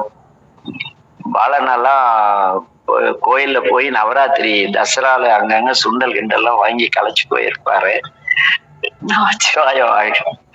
எல்லாரும் நல்லா ஐயா இருங்க. நமச்சிவாய் வாழ்க ஐயா. கைலாஷ் ஐயா.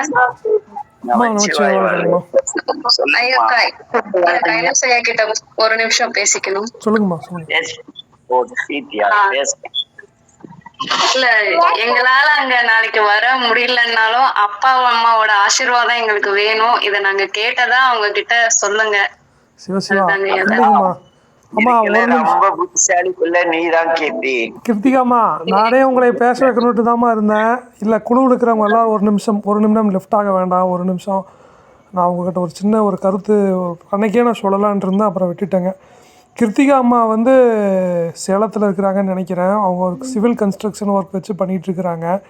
தொழிலையும் படிச்சது அது. சரி, டெக்ஸ்டைல் பிசினஸ் பண்ணிட்டு இருக்கோம். ஏதோ பிஸ்னஸ் பண்ணிகிட்ருக்குறாங்க. அவங்க வந்து அம்மா முடிஞ்ச அளவுக்கு வந்து வள்ளல் பெருமானுடைய கொள்கையை ஏற்று அன்னம்பாளிப்பு வந்து முடிஞ்ச அளவுக்கு வந்து அவங்க செஞ்சுட்டு இருக்கிறாங்க. இது வந்து குழுவில் வந்து இது ஏன் சொல்லப்பட்டது அப்படின்னா, அவங்களுடைய அந்த முயற்சியும் அவங்களுடைய அந்த எடுத்த கொள்கைக்கு அந்த பாடாக இருக்கிறதுக்கும் நம்மளும் அதன்படி வந்து வாழணும் அப்படிங்கிறதுக்கு அவங்க ஒரு முன்னுதாரணமாக இருந்துகிட்ருக்குறாங்க. அம்மா, நீங்கள் ஒரு 2 நிமிஷம் நீங்கள் பேசுங்க கிருத்திகா அம்மா. உங்களுக்கு எப்படிம்மா வந்து இந்த எண்ணம் வந்து தோன்றுச்சு, நம்ம வந்து இந்த மாதிரி வந்து அன்னம்பாளிப்பு செய்யணும் அப்படிங்கிற எண்ணம் வந்து உங்களுக்கு எப்படி அந்த தோணுதல் வந்தது? சின்ன வயசுலேருந்தே வந்ததா, இல்லை வந்து யாராவது பர்டிகுலராக ஏதாவது லைஃப்பில் வந்து ஏதாவது சம்பவம் உணர்த்துச்சா? வள்ளல் பெருமானோட ஈடுபாடு உங்களுக்கு எப்படிங்கம்மா வந்துச்சு? இல்ல, இதுல வள்ளல் பெருமானோட ஈடுபாடுங்கிறது நீங்க சொல்றப்பதான் அது அவரோட ஈடுபாட்டுல தொடர்புடையதுங்கிறது எனக்கு தெரிய வந்தது. இதுல வந்து இப்ப மத்தவங்களை பார்த்தா வந்து அவங்க ஏதாவது பண்றாங்கன்னா என்னோட மனது வந்து அவங்க நிலைமையில இருந்தா என்ன படுவோமோ அததான் எனக்கு யோசிக்க வைக்குது. இப்ப உங்ககிட்ட நான் அன்னைக்கு பேசினதும் சரி, நீங்க உங்க இடத்துல இருந்து நீங்க சொல்றப்ப நான் அந்த இடத்துல இருந்தா எப்படி இருப்பேன், எனக்கு எவ்வளவு அந்த துன்பமா இருக்கும். இப்ப பசியாவா சாப்பிடாம இருந்தாங்க, இப்ப இருக்காங்கன்னா அவங்க எவ்வளவு பசிக்கும், ரொம்ப பசிக்கும்ல அந்த டைம்ல அப்படிங்கறது இருக்கு. இத வந்து எனக்கு ஆரம்பத்துல வந்து எப்படி பண்ணுங்க, அப்ப வந்து நான் கல்யாணத்துக்கு முன்னாடி அப்பா வந்து நான் கேட்பேன் பண்றேன் அப்படின்பாரு. எப்பயுமே வந்து எங்க அப்பா எனக்கு தர சொன்னதே கிடையாது. தாய் தந்தை எனக்கு வந்து ரொம்ப நல்லவங்கலாம் அமைஞ்சாங்க கடவுளோட இதுல.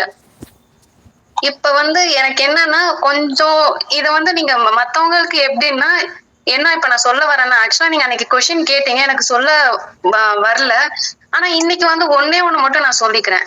நம்ம ஒண்ணும் இல்ல, வீட்டுல இருக்கிறோம், டெய்லியும் சாப்பாடு ஒரு டம்ளர்ல அளந்து போடுவோம்ல, நம்மளுக்கு சமைக்கிறதுக்கு அளந்து போடுவோம்ல. ரிப்ளை ஆமாங்கம்மா, சொல்லுங்கம்மா சொல்லுங்க. உங்களால இன்னைக்கு ஒரு அரிசி கொடுக்க முடியும், மத்தவங்களுக்குன்னா ஒரு டப்பா வச்சுக்கோங்க, அதுல எடுத்து ஒரு அரிசி போடுங்க. நாளைக்கு 1ல இருந்து எனக்கு 2 அரிசி என்ன கூடாதுன்னு சொல்லுவாங்க, என்ன முடியாதுன்னு சொல்லுவாங்க. ஆனா தானத்துக்காக நான் ஒரு அரிசி மத்தவங்களுக்காக நான் எடுத்து வைக்கிறேங்க ஒரு நினைப்பு உங்களுக்கு வருது இல்ல? கண்டிப்பாங்கம்மா. அதுவே வந்து போதுமானது இந்த செயல் நீங்க தொடங்குறதுக்கு. கண்டிப்பாங்கம்மா, கண்டிப்பா. ஒரு அரிசி 2 அரிசி 3 அரிசி அப்படின்னு நீங்க அப்படி பண்றப்பயே உங்களுக்கே தெரியாம அது வந்து ரொம்ப நல்லா இருக்கும். கண்டிப்பாங்கம்மா. அதுக்கப்புறம் வந்து நீங்க ஃபர்ஸ்ட் இனிஷியலா வந்து நான் ஆரம்பிச்சது எப்படின்னா, இப்ப நான் அந்த உணர்வு வந்த அப்புறம் இப்ப நான் செய்யறேன் அப்படின்னா, நான் சாப்பிட்டுட்டு இருக்கப்ப எனக்கு முதல் வாய் எடுத்து வைக்கிறப்பயும் இங்க வெளியில இன்னும் நிறைய பேர் இருக்காங்கல்ல. நான் அப்ப இனிஷியலா என்ன பண்ணேன்னா, வெளியில நான் சென்னையில இருந்தேன். அப்ப வந்து நான் குழந்தைக்கு 7 மாசம் அங்க இருந்துட்டு இங்க குழந்தை பேர் எடுக்கிறதுக்காக எங்க சொந்த ஊருக்கு வரப்ப வந்து அங்க வந்து மரம் செடி காக்காக்கெல்லாம் சாப்பாடு வைப்பேனா, டெய்லியும். இப்ப கூட எனக்கு அன்னைக்கு கடைசி நாள் வந்து காக்கா வந்து கடைசியில வந்து நான் ஊருக்கு கிளம்புறதுக்கு முன்னாடி வந்து வீட்டு முன்னாடி வந்து காக்கான்னு சொல்லி என்கிட்ட வாங்கி சாப்பிட்டுட்டு போகுமா. நான் ஊரு விட்டு வேற ஊரு அந்த இடத்துல மாறினேன்னா அந்த காக்காக்கு திரும்பி யாரு சாப்பாடு போடுவாங்கன்னு எனக்கு அழுக வந்தது. இப்பயும் வருது தெரியல. கைலாஸ், ஒண்ணே ஒண்ணு தாய்மைதான். பிரிதின் துன்பத்தை பிறர் பசியை தன் பசியாக உணர்ந்தால் போதும். கிருத்திகாவுக்கு அந்த உணர்வு இயற்கையா இருக்கு.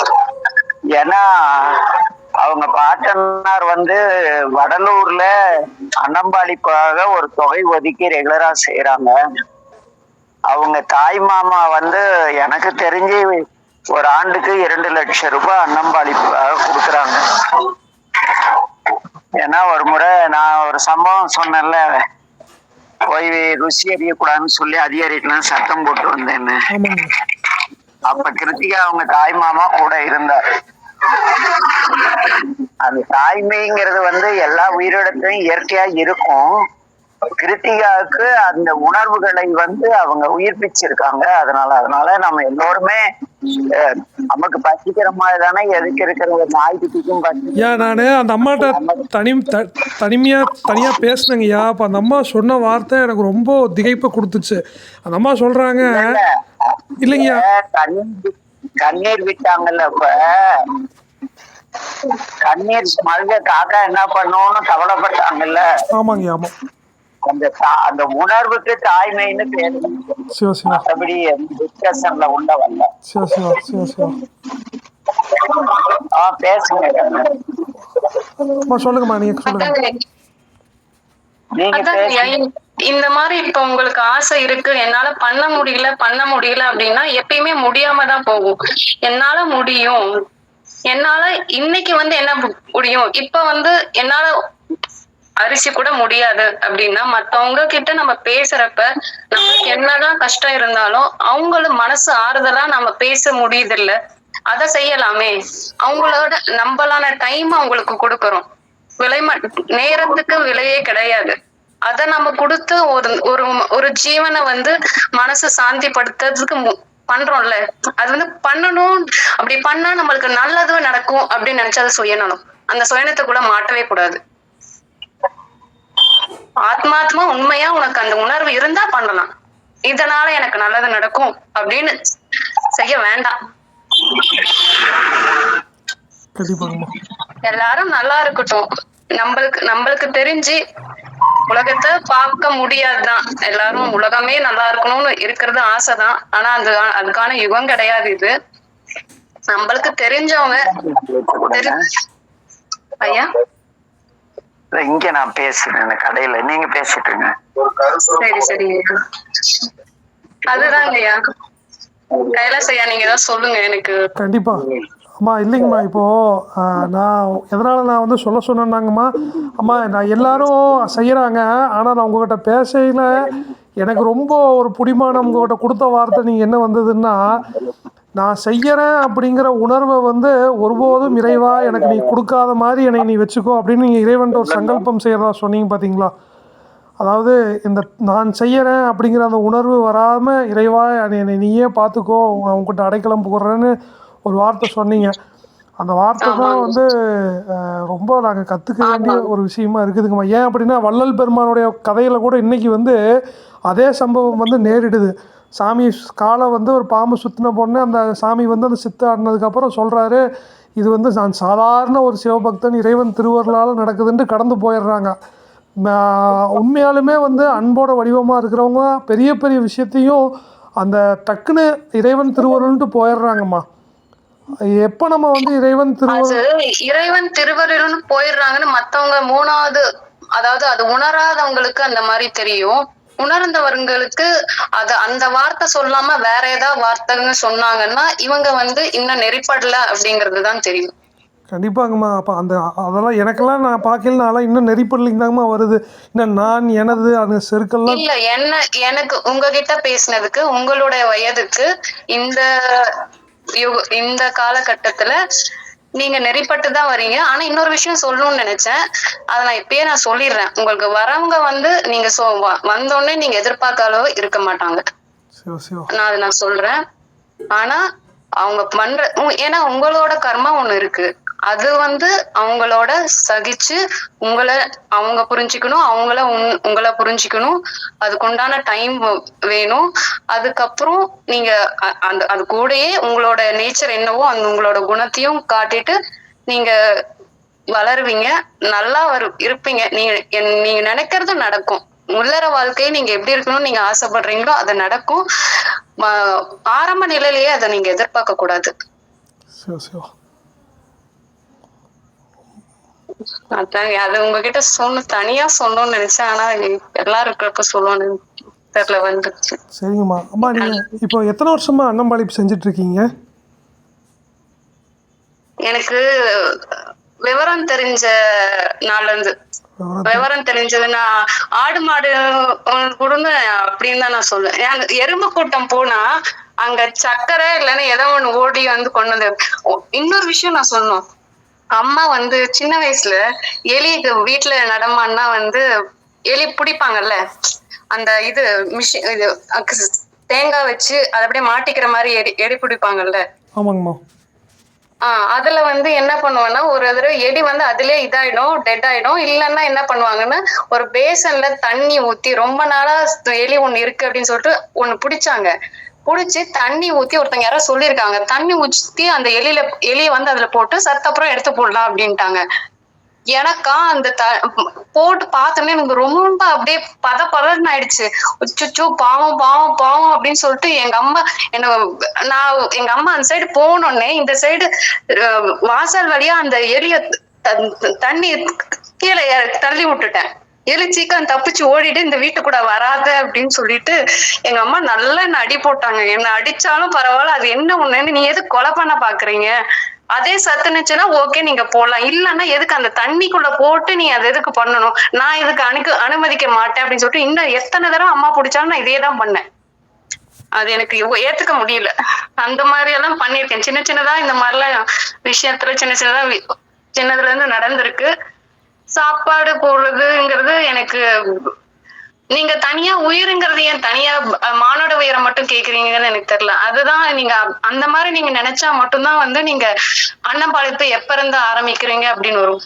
ஒரு குழந்தை சின்ன வயசுல இருந்து நான் இப்போ 2 வயசு 3 வயசுல இருந்தே நீங்க வந்து ஒரு பிஸ்கட் போடுறீங்க, எங்க வெளியில எதுக்கா போறப்ப மீனுக்கு வந்து இது போடுறீங்க, பொறி போடுறீங்க அப்படின்னு அப்ப இருந்து எல்லாத்துலயுமே இருக்கு. அதுல அது உணர்தல் மட்டும்தான் அது ஒரு விஷயமே தவிர அதை நம்ம தனியா பிரிச்சு பார்த்தோம்னா அது எப்பயுமே பிரிச்சு பார்த்துட்டே தான் இருக்கணும். வாழ்வியல்ல அது நடைமுறையில தினமுமே இருக்கிற மாதிரி, மூச்சு காட்டுற மாதிரி அது நமக்குள்ள எப்பயுமே இருக்கணும்.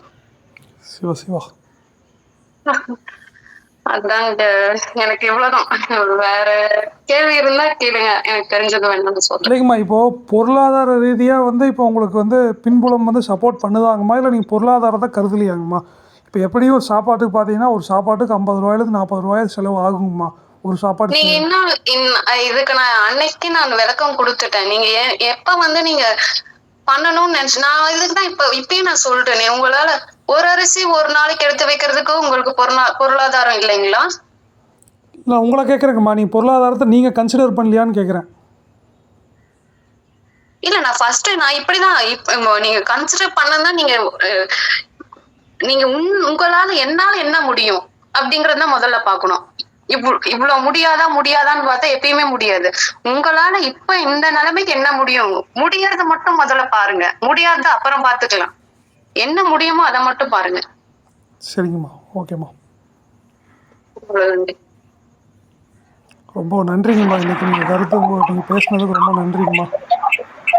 எல்லாரும் கேட்கணுட்டு தாங்கம்மா எனக்கு தெரிஞ்சது நான் சொன்னேன். இதுல ஏதாவது இது இருந்ததுன்னா மன்னிச்சிருங்க. நல்லா சொன்னீங்க அம்மா, ரொம்ப நல்லா இருந்தது நீங்க சொன்ன இந்த கருத்து. வேற ஏதாவது அம்மா, அந்த அம்மா கிருத்திகா அம்மா ஏதோ அவங்களால முடிஞ்சதுங்கம்மா, உண்மையாலுமேங்கம்மா அம்மா நீங்க ரொம்ப நல்லா சொன்னீங்க. எல்லாருக்கும் பயனுள்ளதா இருக்கும், எனக்கு ரொம்ப பயனுள்ளதா இருந்தது இந்த கருத்து. சரிங்கம்மா, நன்றிங்க. நன்றிங்கம்மா. ஐயா கைலாஷ் ஐயா சொல்லுங்கம்மா. நமச்சிவாயா வாங்க. நாளைக்கு அம்மாவோட ஆசீர்வாதம் எங்க எல்லாருக்கும் கிடைக்கணும் ஐயா. உங்களுடைய ஆசீர்வாதம் தான், உங்க எல்லாத்துடைய ஆசீர்வாதம் எங்க குடும்பத்துக்கு வேணுங்கம்மா. அப்பா அம்மா 60ஆம் கல்யாணம்ன்றது எங்களுக்கு பெரிய பாக்கியம், எங்களுக்கு கிடைக்கணும். நாங்களாம் இங்க இருந்தே அம்மாவுக்கு ஆசீர்வாதம் எங்களுக்கு பண்ண சொல்லி நீங்க வேண்டிங்க ஐயா. நாளைக்கு நல்லபடியா முடிச்சுட்டு வாங்க ஐயா. ரொம்ப நன்றி. அனைவரும் வாங்கம்மா, எல்லாரும் வாங்கம்மா.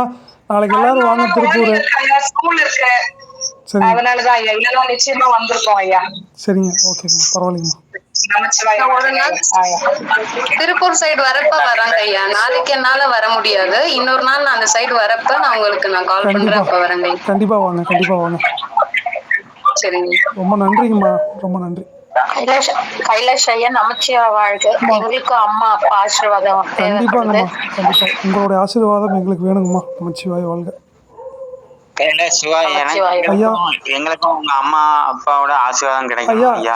எல்லாத்துக்கும் ஆசீர்வாதம் கிடைக்கும். எல்லாரும் வாங்கய்யா வீட்டுக்கு வந்தால் தானே எல்லாரும் ஆசீர்வாதம் கிடைக்கும். ஆசீர்வாதம் ஆன்லைனில் எப்படிங்க ஆசீர்வாதம் பார்சல் பண்ணி அனுப்புறது?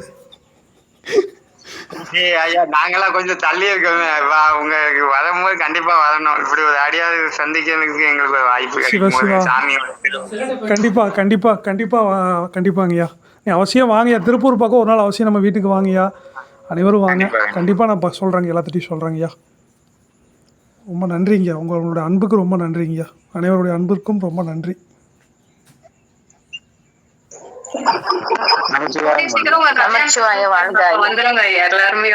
எல்லாரும் வாங்க, கண்டிப்பா ஐயா. எல்லாரும் வாங்க. எல்லாரும் வீட்டு கதவு எப்பவுமே உங்க எல்லாத்துக்காகவும் கதவு திறந்துருக்கும். நீங்க எல்லாரும் எப்ப வேணாலும் வரலாம். திருப்பூர் வந்துட்டு எப்பனாலும் அடியானு கூப்பிடுங்க. அவினாசி அப்பரையும் திருமுருகனையும் திவ்யமா தரிசனம் பண்ணிட்டு நம்ம வீட்டில் சாப்பிட்டு, நாளைக்கு சொக்கரையா வந்தாருன்னா ஏதாவது ஒரு 1/2 மணி நேரம் மக்கள்கிட்ட சொந்தக்காரங்கிட்டலாம் கொஞ்சம் பேச வச்சுட்டு அந்த 5 கடமைகள் விளக்கம் கொடுத்துட்டு, அதனால தான் நான் உங்களை எல்லாத்தையும் வர சொன்னேன். வந்தீங்கன்னா நீங்களும் அந்த ஸ்பீச்சை நேரில் கேட்கலாம். ஏற்கனவே திருப்பூர் ஐயா ஒருக்கா ஒரு 40-50 பேர்த்த உட்கார வச்சு ஒரு சின்ன நிகழ்வு ஏற்படுத்துச்சு. ஏன்னா சொக்கரையா மாதிரி ஒருத்தர் எளிமையாக பழகக்கூடியவருங்க. அப்புறம் அந்த பந்தா ஈகோ எதுவும் இல்லாதவர். இந்த மாதிரி தற்காலத்தில் எனக்கு சந்திக்கிற வாய்ப்பு கிடைக்கலிங்க. ஏன்னா ஒரு 2 புத்தகம் படித்தாலே அவங்கவுங்க தன்னை குருன்னு சொல்லிட்டு ஃபேமஸ் ஆகிக்கிறாங்க. பிறர் குற்றம் பார்க்கக்கூடாது. ஆனால் ஐயா பார்த்தோம்னா ஈஸியாக ஃபோன் பண்ணலாம், ஈஸியாக கேள்வி கேட்கலாம், ஈஸியாக சந்தேகம் கேட்கலாம், ஈஸியாக அவரை அணுகலாம். எந்த சந்தேகனாலும் நம்ம பேசலாம். எளிமையாக அணுகக்கூடியவர். அதனால தான் நமக்கு ஐயா ஒரு முன்னுதாரணமாக இருக்குது. இந்த மாதிரி தான் நம்ம இருக்கணும் அப்படிங்கிறது முன்னுதாரணமாக இருக்கார். பந்தா காமிக்காதவங்கம்மா. ஃபஸ்ட்டு பந்தாவே காமிச்சிக்க மாட்டார், எளிமையாக இருப்பார். அப்போது அந்த ஐயா சொல்லக்கூடிய கருத்தாக இருக்கட்டும், ஐயாவுடைய பெரிய புரிதல் நமக்கெல்லாம் ஏற்படுத்திச்சிங்கம்மா. அந்த கருத்தெல்லாம் போய் சேரணும். வாழ்வியலில் நம்மளும் அதை எடுத்துக்கிட்டு நம்மளும் ஒரு நல்ல ஒரு செய்வனாக வாழ்ந்து காட்டணும். ஏன்னா பொருள் ஈட்டி சாமி பேரை சொல்லிவிட்டு நம்ம பொருள் ஈட்ட ஆரம்பிச்சிடறோம் ஒரு காலகட்டத்துக்கு மேலே. ஆனால் அந்த தவறை ஒருபோதும் செய்யக்கூடாதுன்னு ஐயா வலியுறுத்திக்கிட்டே இருக்கிறாருங்க. ஏன்னா ஒரு கட்டத்தில் சாமி பேரை வச்சு இந்த மாதிரி பொதுவெளிக்கு வர்றையில் கான்ட்ராக்ட் நிறைய கிடைக்கிது.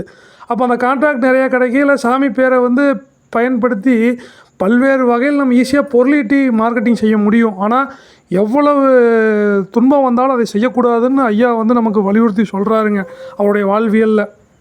அப்போது அதெல்லாம் நமக்கு ஒரு முன்னுதாரணமாகவும் செய்யக்கூடாத விஷயமாகவும் நமக்கு தெரியுதுங்க. இப்போது இதுதாங்க நம்ம ஐயா கிட்ட கற்றுக்கிட்ட விஷயங்க. நீங்களும் அதெல்லாம் கடைப்பிடிக்கணும் அப்படிங்கிறது தான் நம்மளுடைய ஒரு தாழ்மையான வேண்டுகோளுங்க. ஏன்னா சைவம்ங்கிற பேரை வச்சுங்க தற்காலத்தில் எல்லாரும் பார்த்தோம்னா குறையாக நான் சொல்லலைங்க, ஆதங்கமாக நான் சொல்கிறேன். அந்த பிஸ்னஸ்ன்னு ஒரு இடத்துல கொண்டு போயிடுறாங்க. 10-15 பேர் சேர்ந்தோம்னா அந்த கான்டாக்டை வச்சுட்டு ஒரு காசி யாத்திரை கூட்டிகிட்டு போகிறதா இருக்கட்டும், இல்லைனா அந்த மக்களை வச்சு என்னெல்லாம் அறியாமைக்கு உட்படுத்த முடியுமோ எல்லாமே அறியாமைக்கு உட்படுத்தி ஆதங்கக்குரிய விஷயம். தியாகராச கல்லூரியில் சைவ சித்தாந்த வகுப்புக்கு இந்த வருடம் கட்டணம் வாங்குகிறாங்க. 2500 ரூபா அங்கே ஒரு வேளை தங்கியிருந்து சாப்பிட்டு போகிறவங்களுக்கும் 3 வேளை தங்கியிருந்து அங்கே தங்குறாங்கன்னா 12,500 ரூபா 12,000 ரூபா ஃபீஸ் வாங்குகிறாங்க. எல்லா பக்கமுமே கட்டணங்கிறது வந்துருச்சுங்க. கட்டணம் இல்லாமல் ஒரு ஆத்மார்த்தமாக செய்யக்கூடிய சேவைங்கிறது தற்காலத்தில் வெகு சில இடத்துல தான் இருக்குதுங்க. இப்போ நம்மெல்லாம் சாமி சொன்ன அந்த சைவத்தில் இருந்துகிட்ருக்குறோம். அந்த முன்னுதாரணமாக நம்ம 4 பேர்த்துக்கு வாழ்கிற அளவுக்கு நம்ம உயர்ந்த ஒரு சைவராக வாழ்ந்து காட்ட வேண்டியது நம்மளுடைய கடமையாக இருக்குதுங்க தற்காலத்தில். ஏன்னா எல்லாருக்கும் வர்ற காலகட்டமெல்லாம் பல பேர் கேள்வியோடவும் பல பேர் ஆதங்கத்தோடவும் மன நிம்மதி இல்லாமல் வாழ்ந்துட்டுருக்குறாங்க, வாழ்ந்துட்டு வருவாங்க. இப்போ அவங்களுக்கெல்லாம் நம்ம செய்ய வேண்டிய கடமை இப்போ கிருத்திகாமா கொஞ்ச நேரத்துக்கு முன்னாடி சொன்ன மாதிரி இன்னுரை யாவர்க்குமாம் இன்னுரை தானே. நல்ல வார்த்தை, நல்லா இருப்பான்னு சொல்கிறதுக்கு சொந்த பந்தத்தில் கூட ஆள் கிடையாதுங்க. இதுதான் யதார்த்தமான உண்மை. நான் சொல்கிறது சத்திய வாக்கு. ஒரு நல்லா இருப்பா, நீ கஷ்டப்படுறியாப்பா, சரிப்பா, ஒரு ஃபோன் பண்ணி என்னடா உனக்கு நல்லது நடக்குதோ இல்லையோங்க, நல்லது நடக்கும் போடா அப்படின்னு சொல்கிறது கூட வந்து ஒரு ஆள் கிடையாதுங்க. அப்போ அந்த ஆன்மா எங்கெங்கே போகும் யோசிச்சு பாருங்கள். ஏற்கனவே அது ஏதாவது ஒரு வினையின் காரணமாக வந்து ஏதாவது ஒரு துன்பத்தில் அழுந்தி இருக்குது அப்படின்னா, அது ஏதாவது ஒரு துன்பத்தை அனுபவிக்கும் போது ஏற்கனவே வந்து அது மனசு விட்டுட்டு அது வாழ்க்கையில் சிரமப்பட்டுட்டு இருக்குது. அப்போது சொந்த பந்தத்தினாலே அது கைவிடப்பட்டுட்டு இருக்கும்போது அந்த ஆன்மா வந்து எங்கே போகும்? அந்த ஆன்மா அது எப்பேற்பட்ட அந்த அந்த அந்த துன்பத்தில் அந்த ஆன்மா அழுந்தி இருக்கும். அப்போ அந்த குழுவில் பயணிக்க பண்ணுறவங்களும் இந்த வார்த்தைகளை கேட்டுறவங்களும் யாவருக்குமா இன்னுரை தானே.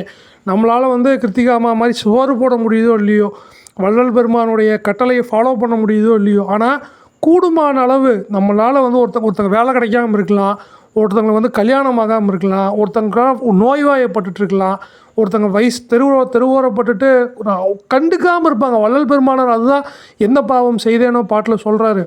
ஆலய கடவை மூடி நின்றேனோ, பசித்தோர் முகம் பார்த்தாது இருந்தேனோ அப்படின்னு சொல்கிறாருங்க வள்ளல் பெருமான் அந்த பாட்டில். பசின்னு நான் வந்து இருக்கிறவங்களோட முகத்தை நான் பார்க்காம விட்டுட்டேன்னா அது எனக்கு பெரிய பாவமாக வந்துதா அப்படின்னு வள்ளல் பெருமானார் கேட்குறாருங்க. அந்த மாதிரி பாவத்தினுடைய வகைகள் வந்து நம்ம தெரியாமல் நம்ம பல பாவங்கள் செஞ்சிட்ருக்கோம். எத்தனையோ பேக்கரியில் வந்து நம்ம டீயும் பப்ஸும் சாப்பிட்டு வந்துட்டு நம்ம கடந்து போயிடுறோம். ஆனால் ஒரு ஓரமாக ஒரு அம்மா வந்து ஒரு கிழிஞ்ச கம்பெனியையும் மலை ஓரத்தில் பார்த்திங்கன்னா கிழிஞ்ச ஜாக்கெட்டையும் போட்டுட்டு ஒரு ரோட்டு ஓரத்தில் ஒரு அம்மா படுத்துட்ருக்கோம். அந்த அம்மாவை நம்ம கண்டுக்க மாட்டோம். ஏன் அந்த உணர்வு நமக்கு வரமாட்டேங்குதுன்னு எனக்கு புரியல. இப்போ வரைக்கும் எனக்கே அந்த உணர்வு வரமாட்டேங்குது. இப்போ கிருத்திகாமா சொல்கிறாங்க, ஒரு காக்காய்க்கு சோறு போடுறேன், காக்காய்க்கு சோறு போட்டால் அந்த காக்காய் சாப்பாடுக்கு அது என்ன செய்யுங்கிற அந்த உணர்வு வருது. ஆனால் அந்த உணர்வு எனக்குலாம் வர மாட்டேங்குது. அப்போது அதெல்லாம் வினையின் கூறு காரணமாக வந்து அதெல்லாம் இருக்குதுங்க. அப்போ நம்மளும் வந்து அடுத்தவங்களுடைய கஷ்டத்தை வந்து உணர்ந்து நம்மளால் முடிஞ்சதுங்க அடுத்தவங்களோட கஷ்டத்தை இன்னுரை நல்ல வார்த்தை, நல்லா இருப்பேன், நான் இருக்கிறேன் இல்லைன்னு கூட நீங்கள் 10,000 ரூபா கூட வேண்டாங்க. இது ஏன் நான் சொல்கிறேன்னாங்க, ஒரு 2 நாளைக்கு முன்னாடி கூட வந்து எனக்கு ஒரு மிகப்பெரிய ஒரு துன்பத்தில் நான் தூரத்தில் பயணம் பண்ணிகிட்ருக்குறேங்க. அப்போ இந்த குழுவில் பயணம் செய்யக்கூடிய ஒரு ஆன்மா வந்துங்க ஃபோன் பண்ணி ஒன்றும் இல்லை சரியாயிரும் அப்படின்னு கேட்ட மாத்திரத்துலிங்க நமக்கு வந்து மனசு லேசாகி ஒரு இடத்துல ஓரமாக ஆசுவாசப்படுத்தி உட்காந்து தண்ணி குடிச்சிட்டு சாப்பிட்டு ரிலாக்ஸ்டாக பயணம் பண்ணுறேங்க. என் மனதில் அவங்க எங்கேயோ இருக்கிறாங்க, நான் எங்கேயோ இருக்கிறேன். ஆனால் அந்த ஆன்மா சொல்லக்கூடிய இன்னுரை வந்து எனக்கு ஒரு ஆறுதலை அளிக்குதுங்க. என்னுடைய புண்ணுக்கு என்னுடைய துன்பத்துக்கு மருந்து அளிக்குது. அப்போ இன்னுரை அப்படிங்கிறது வந்து பெரிய வார்த்தைங்க. அந்த இன்னுரையை வந்து நம்ம வந்து கடைப்பிடித்து கூடுமான அளவுங்க மற்றவங்களுடைய கஷ்டத்தில் வந்து நம்ம வந்து இன்னுரையை சொல்லணுங்க. நீ நல்லா இருப்ப, சரியாயிரும், உனக்கு நல்லாயிரும், கவலைப்படாத, சாமி இருக்கிறாரு அப்படிங்கிற அந்த இன்னுரையை சொல்லி சொல்லி சொல்லி சொல்லி வந்து சொந்த பந்தமாக இருக்கட்டும், உறவுகளாக இருக்கட்டும், எத்தனையோ பேராக இருக்கட்டும், அவங்கள கண்டுக்காமல் ஒருபோதும் நம்ம விடக்கூடாதுங்க. முன்னாடியெல்லாம் பார்த்தோம்னா அத்தனை பேர் வந்து எல்லாத்தையும் தான் உயிராக நினச்சாங்க. ஆனால் தற்காலத்தில் வந்து ஹரிபரி லைஃபு அப்படிங்கிற வாழ்க்கையில் நம்ம எடுத்துக்கிட்டங்காட்டிக்கிங்க இப்போல்லாம் வந்து அந்த எண்ண ஓட்டங்கிறது இல்லாமல் போயிடுச்சு. அப்போ அந்த எண்ண ஓட்டத்தை வந்து நம்ம வந்து புதுப்பித்து நம்ம வந்து அதுக்கு விதை போடணும் அப்படிங்கிறது என்னுடைய ஒரு ஆழமான ஒரு கருத்தாக இருக்குதுங்க. ஏன்னா அந்த துன்பத்தை நான் அனுபவிச்சங்காட்டிக்கு நான் சொல்கிறேன்.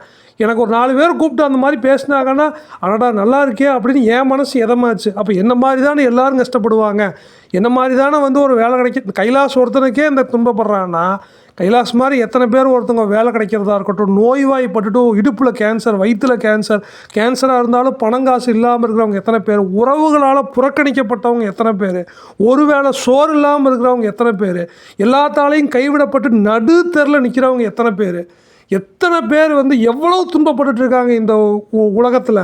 ஆனால் எல்லாத்தையும் இறைவன் நமக்கு இத்தனை வாய்ப்பு நமக்கு கொடுக்குற அழகான ஒரு வீட்டில் உட்கார வச்சு 3 வேளை சோறு போட்டு அழகாக நம்ம நம்ம தலகாணியையும் போர்வையையும் ஃபேனையும் போட்டுட்டு இந்த இரவு நம்ம கடந்து போயிடுறோம். ஆனால் எத்தனை ஆன்மாக்கள் வந்து இங்கே ஒரு வேளை சோறு கூட இல்லாமல் வந்து பயணப்பட்டுருக்கு, எத்தனை ஆன்மாக்கள் ஒரு வேலை கிடைக்காம இன்றைக்கி மழையில் நனைஞ்சு ஒரு ஓரமாக வந்து சுருண்டு படுத்து கிடைக்கப்பட்டுருக்கு, எத்தனை பேர் நாய்க்கடி கொசுக்கடியில் வந்து ஒரு ஓரமாக தெரு ஓரம் படுத்துட்ருக்காங்க. அப்போ எல்லாம் சிவம்னு வந்து இன்றைக்கி வள்ளலார் சொல்கிறது கருத்து நம்ம கேட்குறோம். ஆனால் நமக்கு ஏன் அந்த உணர்வு வர மாட்டேங்குதுன்னு அந்த கேள்வி நம்ம கேட்டு பார்க்கணும்லங்க. சக உயிருடைய துன்பத்தை நம்ம ஏன் உணர மறுக்கிறோம்? ரமண மகரிஷி சொல்கிறாருங்க, மனிதனை மறந்த தத்துவம் எல்லாம் மண்ணில் புதையட்டுமே, அவன் கண்ணீர் துடைக்க மறந்த கைகள் கனலில் வேகட்டுமே அப்படிங்கிறாருங்க. சக மனுஷன் அழுகிறான்னா அவன் துன்பத்தை கண்ணு ஒருத்தன் துடைக்காட்டி அவன் கை 2 கனலில் எரிஞ்சு வேகட்டுங்கிறார். அப்படி ஒரு தத்துவம் சைவமாக இருக்கட்டும் வைணவமாக இருக்கட்டும், அந்த அப்படி ஒரு தத்துவம் இருந்ததுன்னா அது மண்ணில் புதையட்டும், அந்த தத்துவமே வேணாங்கிறாருங்க ரமண மகரிஷி. மனிதனை மறந்த தத்துவம் எல்லாம் மண்ணில் புதையட்டுமே, அவன் கண்ணீர் துடைக்க மறந்த கைகள் கனலில் வேகட்டுமே அப்படிங்கிறாருங்க ரமண மகரிஷி பகவான். அப்போது நம்ம இப்படி எப்படி நம்ம ஒரு மனிதன் சொல்லிக்கிறோங்க, ஆனால் எப்படி இப்போ நம்ம ஒரு சக மனுஷனோட துன்பத்தை கூட பார்க்காம நம்ம பயணப்பட்டுருக்குறோம் அப்படிங்கிறது இந்த கேள்வியை எல்லாரும் கேளுங்க உள்ளுக்குள்ளார.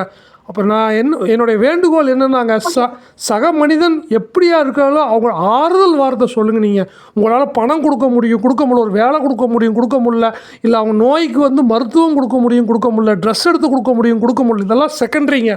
ஆனால் ஃபஸ்ட்டு நல்லா இருப்பப்பா, உனக்கு எதுவும் கவலை இல்லை, நீ சரியாயிரும், நீ நல்லா இருப்ப அப்படின்னு ஒரு வார்த்தைக்கு சொல்லி பாருங்களேன். அவங்க அவ்வளவு அதுலேயே முக்கால்வாசி ரெடி ஆயிடுவாங்க. ஏன்னா எனக்கு அது அனுபவபூர்வமாக நடந்ததுங்க. அந்த வார்த்தை எனக்கு யாரும் சொல்லலைங்க. சொல்லாதங்காட்டிக்கு தான் நான் ஒரு மன அழுத்தத்தில் நான் பயணம் பண்ணிகிட்டு இருந்தேங்க. ஒரு ஆன்மா சொல்லும்போது அது அவ்வளவு புத்துணர்வாக எனக்கு இருந்ததுங்க. அப்போ அந்த வார்த்தை எல்லாருக்கும் நம்ம கொடுத்தோம்னா எல்லா ஆன்மாவும் நல்ல ஆன்மாவாக பயணப்படுவாங்க. இதுதான் இந்த வகுப்பில் இருந்து நம்ம எடுத்துகிட்டு போகக்கூடிய செய்தியாக இருக்கணும்னு உங்களோட வேண்டுகோளாக நான் இன்றைக்கி வச்சுக்கிறேங்க. இதுதான் அடியனுடைய தாழ்மையான கருத்து. கூடுமான அளவு யாவர்க்குமாம் இன்னுரை தானே, இன்னுரையை சொல்லி சொல்லி சொல்லி சொல்லி சொல்லி குடும்பம் அன்பை பகிர்ந்து முடிஞ்ச அளவுக்கு ஒரு வேளை சோறு நம்மளும் அடுத்தவங்களுக்கு கொடுத்து இந்த வாழ்க்கையை இந்த வாழ்நாளை வீண் நாளாக கழிக்காமல் இறைவன் திருவடி மட்டும்தான் உண்மை அப்படிங்கிறத நம்ம மனசில் ஏற்றுக்கிட்டு நம்ம இந்த வாழ்க்கையில் இன்றைக்கி உங்கள்கிட்ட பகிர்ந்துக்கணும்னு நான் ஒரு விஷயம் நினச்சேங்க. இவ்வளோ பேசினங்காட்டிக்கு திருப்புகளில் எனக்கு இன்றைக்கி ஒரு பெரிய ஈர்ப்பை கொடுத்த ஒரு திருப்புகள் உங்கள்கிட்ட பகிர்ந்துக்கிறேன். அதுக்கு இன்னைக்கு காலையில் அதை கேட்ட மாத்திரத்தில் அப்படி எனக்கு ஒரு ஈர்ப்பாக இருந்ததுங்க. என்ன சொல்கிறாருன்னாங்க அருணகிரிநாதர், நிதியே நித்தியமே என் நினைவே நற்பொருளேயாய் கதியே சொற்பரலே கருவூரிற் பெருமானே அப்படிங்கிறாருங்க. சாமியை என்ன சொல்கிறாருன்னா அருணகிரிநாதர், நிதியே நித்தியமே என் நினைவே பொருளேயாய் அப்படிங்கிறாருங்க. நம்ம பொருள் அப்படின்னு அவர் இறைவனை செல்வம் அப்படிங்கிறாருங்க. இதே வார்த்தையை மணிவாசகரும் பயன்படுத்துகிறாருங்க. என் செல்வமே அப்படிங்கிறாரு. அப்போது நம்ம உலகத்தில் இந்த பொருட்செல்வத்தை ஒரு செல்வமாக நினச்சிட்ருக்குறோம். ஆனால் அருளாளர்களான அருணகிரிநாதரும் மணிவாசகரும் என்ன சொல்கிறாங்க, இறைவனை செல்வத்தோடு ஒப்பிடுறாங்க. அதுதான் உண்மையான செல்வம் அப்படிங்கிறாங்க. அப்போ இந்த வாழ்கிற வாழ்க்கைக்கு நமக்கு பொருள் செல்வம் தேவை. ஆனால் உண்மையான செல்வம் யாருன்னா இறைவன் தான். அதுதான் நித்தியம், அழியாத ஒரு வஸ்து. அவர் நம்ம செத்தாலும் நம்ம இல்லைனாலும் அவர் இருந்துகிட்டே தான் இருக்க போகிறாரு. நம்ம தாத்தா இருக்கும்போது அவர் இருந்தார், நம்ம பூட்டன் இருக்கும்போது அவர் இந்த உலகம் அழிஞ்சாலும் அவர் இருக்க போகிறாரு. அப்போ இந்த அறியாமைக்குட்பட்டு நம்ம குறுகிய மனப்பான்மையோடு வாழாமல் அந்த நிதியே நித்தியமே என் செல்வமே, இறைவன் தான் ஒரே ஒரு அழியாத செல்வம், அந்த செல்வத்தை நம்ம அடையணும். அதான் சொல்லுவார்லங்க திருவள்ளுவர், செல்வத்துள் இந்த உலகத்தில் இந்த உலகத்தில் பொருள் செல்வம் தேவை, அருளியலுக்கு அருட்செல்வம் தேவை அப்படிங்கிறாருங்க திருவள்ளுவர். அப்போ நம்மளும் அந்த உண்மையான செல்வமான அருட்செல்வத்தை ஈட்டி நம்மளும் அந்த பிற உயிர்கள் மேல் கருணை காட்டி இன்னுரையை ஈட்டி இன்னுரை சொல்லி அப்படிங்கிற வாழ்க்கையில் ஈட்டி இந்த பிறவி இல்லைனாலும் அவனை மறக்காத இறைவனை மறக்காத ஒரு வாழ்வை நம்ம இறைவன்கிட்ட கேட்கணுங்க. ஏன்னா நம்ம அவருக்கு நன்றிங்கிற வார்த்தையை நம்ம சொல்கிறோமாங்கிறதே ஒரு கேள்வியாக இருக்குதுங்க. அப்புறம் நம்ம எல்லாத்தையும் மறந்துடுறோங்க.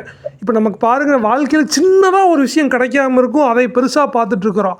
ஆனால் எத்தனை விஷயத்தை நமக்கு சாமி கொடுக்குறாருங்க. தெருவில் கண்ணு தெரியாமல் சுற்றிட்டு இருக்கிற குழந்தைங்க பல பேருங்க, காது கேட்க முடியாதவங்க பல பேர், ஒரு வேளை சாப்பிட்டா வகுறு உப்பிக்கிறவங்க பல பேருங்க, ஒரு மலஜலம் கழிக்க முடியாதவங்க பல பேருங்க.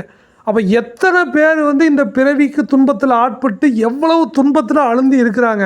ஆனால் இறைவன் நமக்கு நோய்வாய்ப்படாத உடலை கொடுத்து இவ்வளவு ஒரு தமிழ்நாட்டில் பிறக்க வச்சு சைவத்தில் இழுத்தி அருளாளர்கள் கையை பிடிச்சி நம்மளை கூட்டிகிட்டு போகிற அளவுக்கு ஒரு நல்ல பிறவியை நமக்கு கொடுத்துருக்குறாருங்க.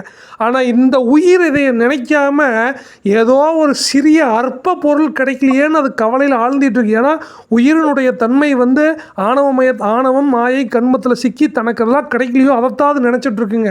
ஆனால் மீண்டும் மீண்டும் அந்த தெளிவு குருவின் திருவார்த்தை மூலியமாக கேட்டு கேட்டு கேட்டு இறைவன் தான் ஒரே செல்வம், அவர் தான் நித்தியமானவர், மற்றதெல்லாம் அழியக்கூடியதுன்னு அதை நினச்சி பார்த்துங்க. நம்ம இந்த கருத்தை நான் எடுத்துகிட்டு போகணுங்கிறது உங்கள் எல்லாத்துக்கிட்டையும் நான் வேண்டுகோளாக வச்சுக்கிறேங்க. இதுதான் என் குடும்ப உறவுகள்கிட்ட நான் பகிரக்கூடிய ஒரு சின்ன கருத்து. நமச்சிவாய வாழ்க்கை. இதில் சொல் குற்றம் பொருள் குற்றம் இருந்ததுன்னா அடியனுடைய கருத்தை மன்னிக்கணும். நமச்சிவாய வாழ்கங்கம்மா. நமச்சிவாய வாழ்க. அனைவருக்கும் நமச்சிவாய வாழ்க. நமச்சிவாய வாழ்க ஐயா. ஐயா நமச்சிவாய வாழ்கங்க ஐயா.